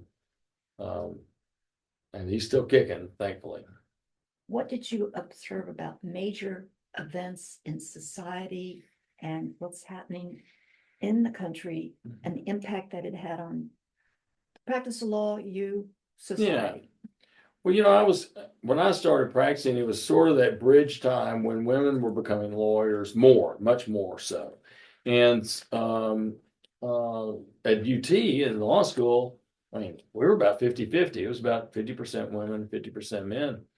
And so when I came into the practice, and it was not that way. I mean, it was at D&E, we had one female partner, and I think D&E was the only one of the 5 big firms in town that had a female partner, right? I mean, it was not 50-50 by a long shot. It was like 99%, 1%, And so it was almost jarring how different it was, from what law school had been like, and kind of like what I would have expected. And so seeing that growth and how women, I mean, I don't know if they're the majority of the people on the bench, but there's clearly, at least equal on the bench today. And many women are in partners and law firms. It's just completely different than it was when I started practicing, and I think much for the better. Because like in our firm, we have the women lawyers in our firm are leading members of our firm, leading partners, and they just do great work. And so I think it's a vast improvement for that. Technology. The technology, of course, is. I do remember when email started, and I loved it. I thought, this is great. I won't have to use those stupid. Remember we had the pink notes you'd have, and you'd put them on the spool thing. Spindle. Yeah. And I thought that was great. So Joni was my secretary at the time. Said, "You just email when somebody calls now. You don't have to give me one of those little pink slips." It was so funny. So I do remember my first cell phone. Remember the shoe cell phone things? And yes. And I took my kids down to South Alabama, and I had to drive out to one point of Gulf Shores. There's only one point in the whole area where you could take calls once a day to be able to, communicate with the office. So, tell me about your participation in the bar activities. and Right. other associations. Right. Well, I do think that I participate in Nashville Bar Association activities a lot less than I used to. But when I started, that was really the font, I think, of all activity. We'd have those summer gatherings that were so fun, and then the winter, the December annual meeting. I made a point to go to that every year. In fact, Sam, Felker, he was at Bassbury and Sims, and I was at D&E. We always made a point to sit together. That's one thing I really liked, is that there weren't firm tables in those days. You just go and sit, with people, other lawyers, and now, we have firm tables, and that's good in the sense to get the firms to support things. But I don't need to go sit with my law partners. I see them every day. I want to go sit with, people from other firms, so I don't get to see every day. But I do think that, there are the law school, the night law school, the annual dinner now for the night law school is kind of supplanted, the Nashville Bar Association dinner, right. and which is, it's not a bad thing. It's a great event, and a lot of people come to that. And it is interesting to me how the National School of Law has become more accepted in the bar. When I started practicing, I mean, UT graduates weren't accepted. I mean, you were kind of a pariah if you didn't go to Vanderbilt. And now, very few Vanderbilt graduates want to practice here. Even though Nashville's the it city, they still all want to go to New York and LA and Washington and stuff. And so UT is really a great source of new lawyers in Nashville. And even the biggest firms are hiring lawyers for the National School of Law, which you never would have heard of about 30 years ago. About your career at the National School of Law. You started teaching a half year of remedies. Right. I started teaching remedies in 2003, and then in 2019, Judge Koch, who had become the dean, asked me to teach civil procedure. So, but you also picked up from Ben Cantrell. Well, Ben Cantrell taught before me. I took the remedies class that he was teaching. And then you took the entire year and taught it for a number of years. Right. Yeah. The law school went from 2 terms to just 1. Yeah. So you have in around 2014. Yeah. So I teach 2 full year classes: civil procedure required 2nd year class, and remedies required 3rd year class. Yeah. Speaking of which, what time is it? It's getting dark. Sorry, it's 5:12. I do teach tonight at 6:30. We will be through in a few minutes. Okay, good. Sorry. That's all right. How did you learn that you were going to be teaching civil procedure? That's an interesting little aside. Oh, gosh. I can't believe you asked me to tell this story. So it's an interesting at the time, Dwight Tarwater was the governor's lawyer, and it was near the end of Governor Haslam's term. I'd had the idea of seeking a local judge job at the beginning of the Governor Haslam's first term, years before, but it was for a divorce court position, and I've never wanted to do that kind of work, so I didn't really have any interest in that. And so I filled out the form. I filled out the application form to become a judge that you would have to submit to the commission. And Dean Koch was the chairman of the commission at the time. He may still be. And I mean, the darn application is 20-something pages long. It's very long. I completed the whole thing, but I hadn't really decided whether I was going to do it or not. And so the dean at the time, he taught the same night I taught at the night law school. And so occasionally we would bump into each other in the coffee room before class. And so the application's due the next morning. So a Tuesday morning, it's Monday night. And I'm thinking about this in my head. So I go and I'm walking into the kitchen. Dean Koch doesn't even know this, girl. He doesn't know this. Nobody knows this but you and Nora and me. And now I know. And so the dean's sitting there getting coffee, and usually we just chit chat. There's never anything major. The dean turns to me and he says, "Clark, there's something I want to talk to you about." And I go, "Holy smoke, is he going to ask me about this judge job? He shouldn't do that. He's on the commission." Like, I was like freaking out in my head, And he says, "I want to talk to you about teaching civil procedure." And I'm totally shocked. I had no idea he was thinking about that, right? So he's thinking about one thing, I'm thinking about something completely different. And I'm just like, well, wow, you're kidding. What does this mean? Right? Should I do that? Is that a means to kind of supplement my income? Because I'm going to take a huge cut in pay if I become a judge. Or is this something that, I can serve in another way by connecting with students? I didn't know what to do. So ultimately I decided not to apply for the But judge it was job. what you originally wanted to teach. It is what I wanted to teach. That's right. What I originally wanted to teach. And when I tell my students till they're blue in the face, I love teaching. I love teaching civil procedure. And so that's what I do. And I really do feel like I remember my civil procedure professor. I remember having this thought in that thought process that I remember, who I had for civil. I think everybody remembers who they had for I civil do. procedure. You remember who you had for civil procedure, torts, and contract, maybe property, right? And that's about it.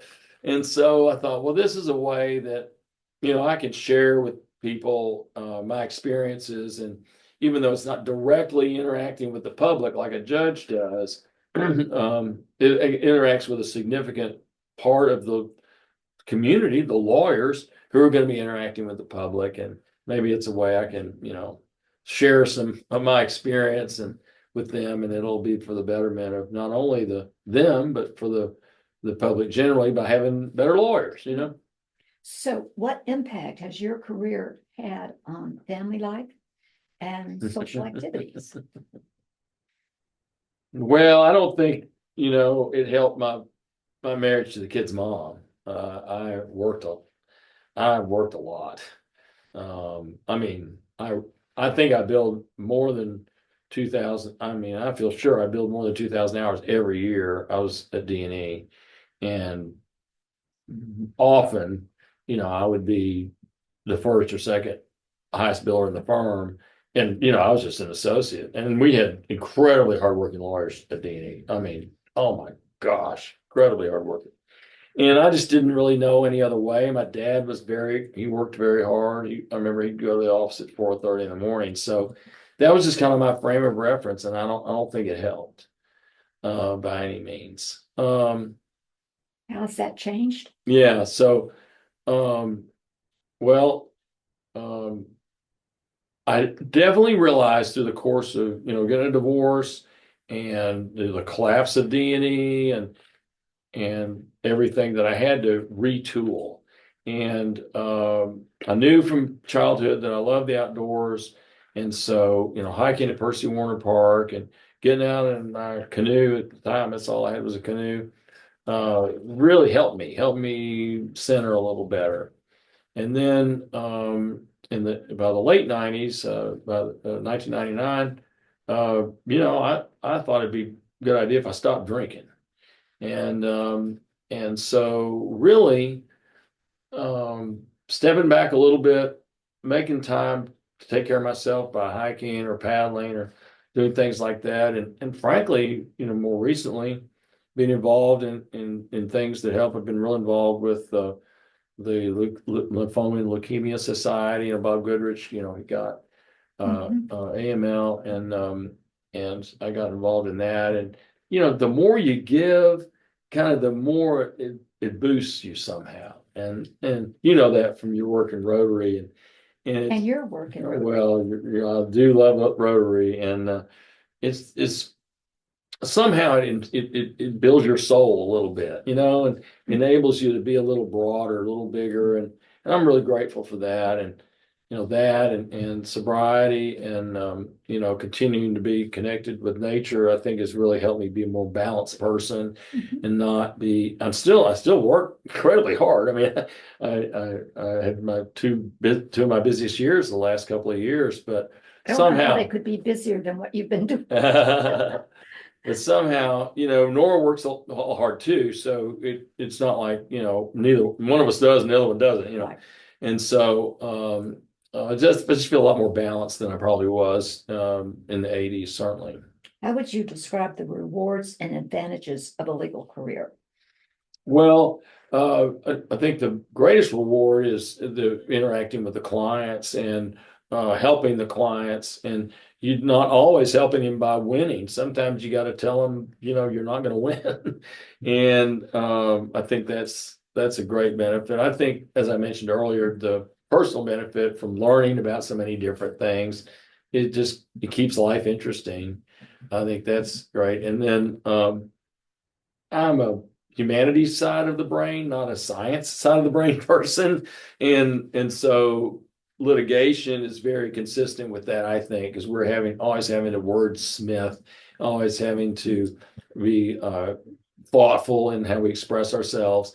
And that is just a And problem solving. problem solving. And I like that. I like that whole aspect. What are the hardships and the pitfalls of legal practice? Well, I do think working too much is if you're gonna earn a good living, you've got to work incredibly hard. And it's there are downsides to that, as I mentioned, that can happen to your family life or otherwise.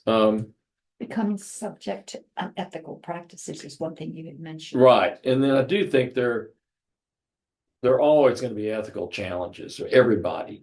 And so I think and one thing that was really helpful for me as a young lawyer, frankly, was scouting. I mean, I knew the scout laws, and so, if a client's asking me to do something that buffs up against one of those scout laws that I kind of knew as a teenager, I'd resist. And I wouldn't always necessarily know exactly the right thing to do, but it was beneficial. I was with a law firm with some really sharp people in it I could bounce things off of. And then, I fortunately have had pretty darn good instincts. And as the Emhart story told, but everybody's going to have those challenges, and they have gone away. They're going to happen all the time, and it helps to be able to see things early on and sort of have some boundaries about those things. Yeah, You told me that you do pass that message on to the law students that I you're do. teaching. Absolutely. Yeah. What major contributions do you think you've made to society and legal history? Uh, well, I don't know. You mentioned L&S fabricators and Crouch versus them. Oh yeah, that's right. That's right. As far as the legal. Exactly, that's true. So I do think my biggest contribution is really through the night law school. I teach 100 and all told, 170 students in a year, and that's going to have the longest impact. I have them come up to me years later, 20 plus years later now, and that's very rewarding. Yeah, in terms of the law itself, I had the great fortune to argue a recent decision by the case that was decided by the Tennessee Supreme Court on personal jurisdiction that I use in my class to teach my students, and I show them the video of both arguments, mine and the other sides. Even when Justice Kirby, raked me over the coals, I show them that too, and they get a big kick out of that. I think it helps them learn, and it settled an issue of the law that was not perfectly clear in terms of the application of specific personal jurisdiction in the context of a contract. And I think it'll be the law for some time. Yeah, Crouch versus L&S fabrication. That's right. And I've had a lot of interesting cases over the years that I wouldn't trade anything for. But I hope I've contributed in some way, Carol. I would like that. And how do you see law firms in the future? I can't predict the impact of AI. I think that's the real unknown. I do think it's coming. And it's coming faster than anybody's going to really know it. I'm afraid. So it's hard to know. I think that the power of everybody to have basically a law office at their fingertips. We all learned during COVID, you can really do everything from your house, with a computer and a cell phone. And I think that's going to translate into the ability to have good legal work performed, whether you're in a big firm or not. But still, big firms tend to get a lot of legal work, so hard to know. I think it is hard to know. I Yeah. think there is a component of the law practice with AI as far as being able to evaluate the trustworthiness of your opponent, Right. being able to establish some collegiality, whether you practice with them or not. Yeah. And I do think that there will be a significant change in the way that the law is practiced. I do too. But let me ask you Sure. about your current activity. Sure. What are you doing now? I know I'm you're working teaching, my tail off. but this is more outside of that. Okay. Well, I'm very involved in the Rotary. I'm on the board of the Nashville Rotary Club, which I dearly love. I think we have a great club. We're one of the largest clubs in the world. It's very diverse, and I think it's fantastic. Very service oriented, service above self. That means a lot to me. I've been in other clubs, that were more business oriented, kind of business getting oriented, and there's nothing wrong with that, but that is definitely not the thrust of Rotary, and I'm grateful for that. Play tennis? Play a lot of tennis, yeah. Uh, Try to play at least 3 times a week. So yeah, I enjoy playing tennis. Yeah. And I try to go to Alaska every summer. My wife and I have gone to Alaska every summer since 2009, and trying to plan the trip for this year. Right now, we go camping and paddling. Usually have our own kayak, and I love that. Do you I roll really your look forward to kayak? that. Do I roll it? Row it? Paddle it, you mean? Yes. Well, we paddle it. Yeah.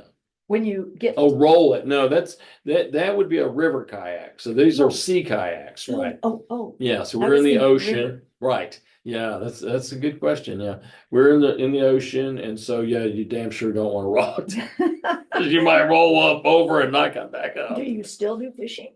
Yeah, we'll fish when we go to Alaska. Yeah, absolutely. Is Now there much activity in fishing? Kind of a Ye- quiet. well, it's quiet, but the catching, like this summer, we caught rainbows on this. I saw the picture. Yeah, and those, I mean, they're monsters. They're this big, so it's a lot of action. Yeah, I mean, it took me 20 minutes to land one of them. Now,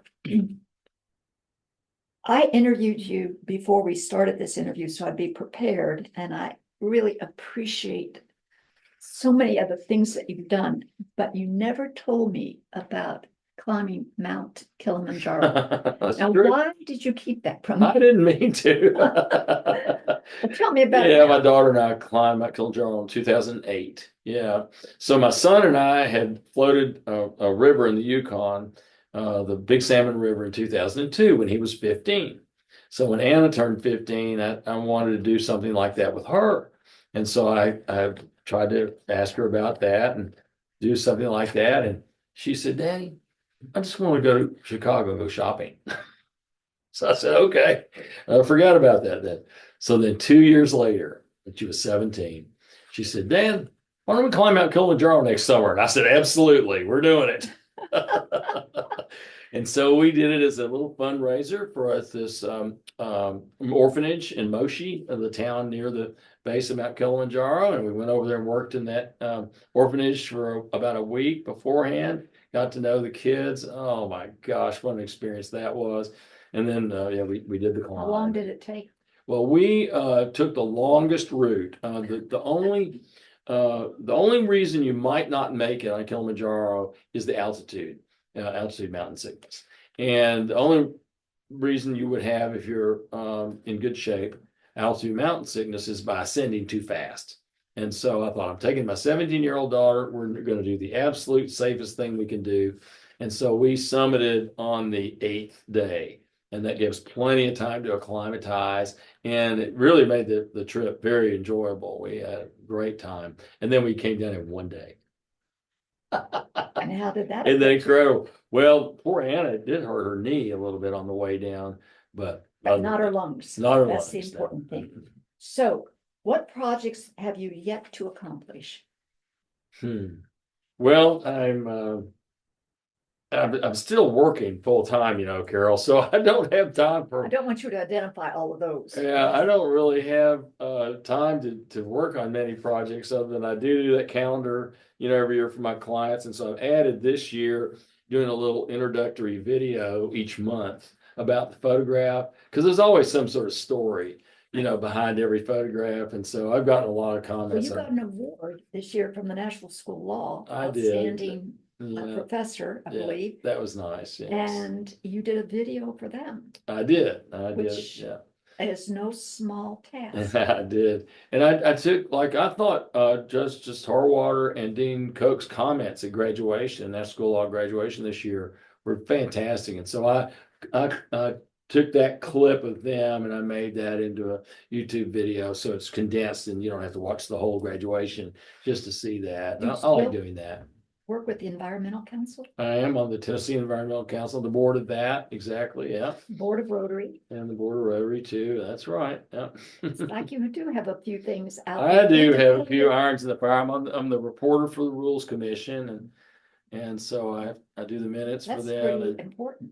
And Wayne Ritchie is the chair now, and he has asked me to be on all the committees, and I think it's a good idea because I have to report every year to the Supreme Court on the rules that the commission approves, and they'll ask me all sorts of questions, and so I've appreciated being a participant in the committees to be better understand, what those the reason for the rule changes they recommend are. The retirement parameters of your type of retirement, what does that look like? Yeah. Boy, Nora asked me the exact same question about 3 months ago, and I'm going to answer her. You're just like I answered her. I just can't imagine not working. I mean, my dad worked till he was 91. So, I mean, I just can't imagine it.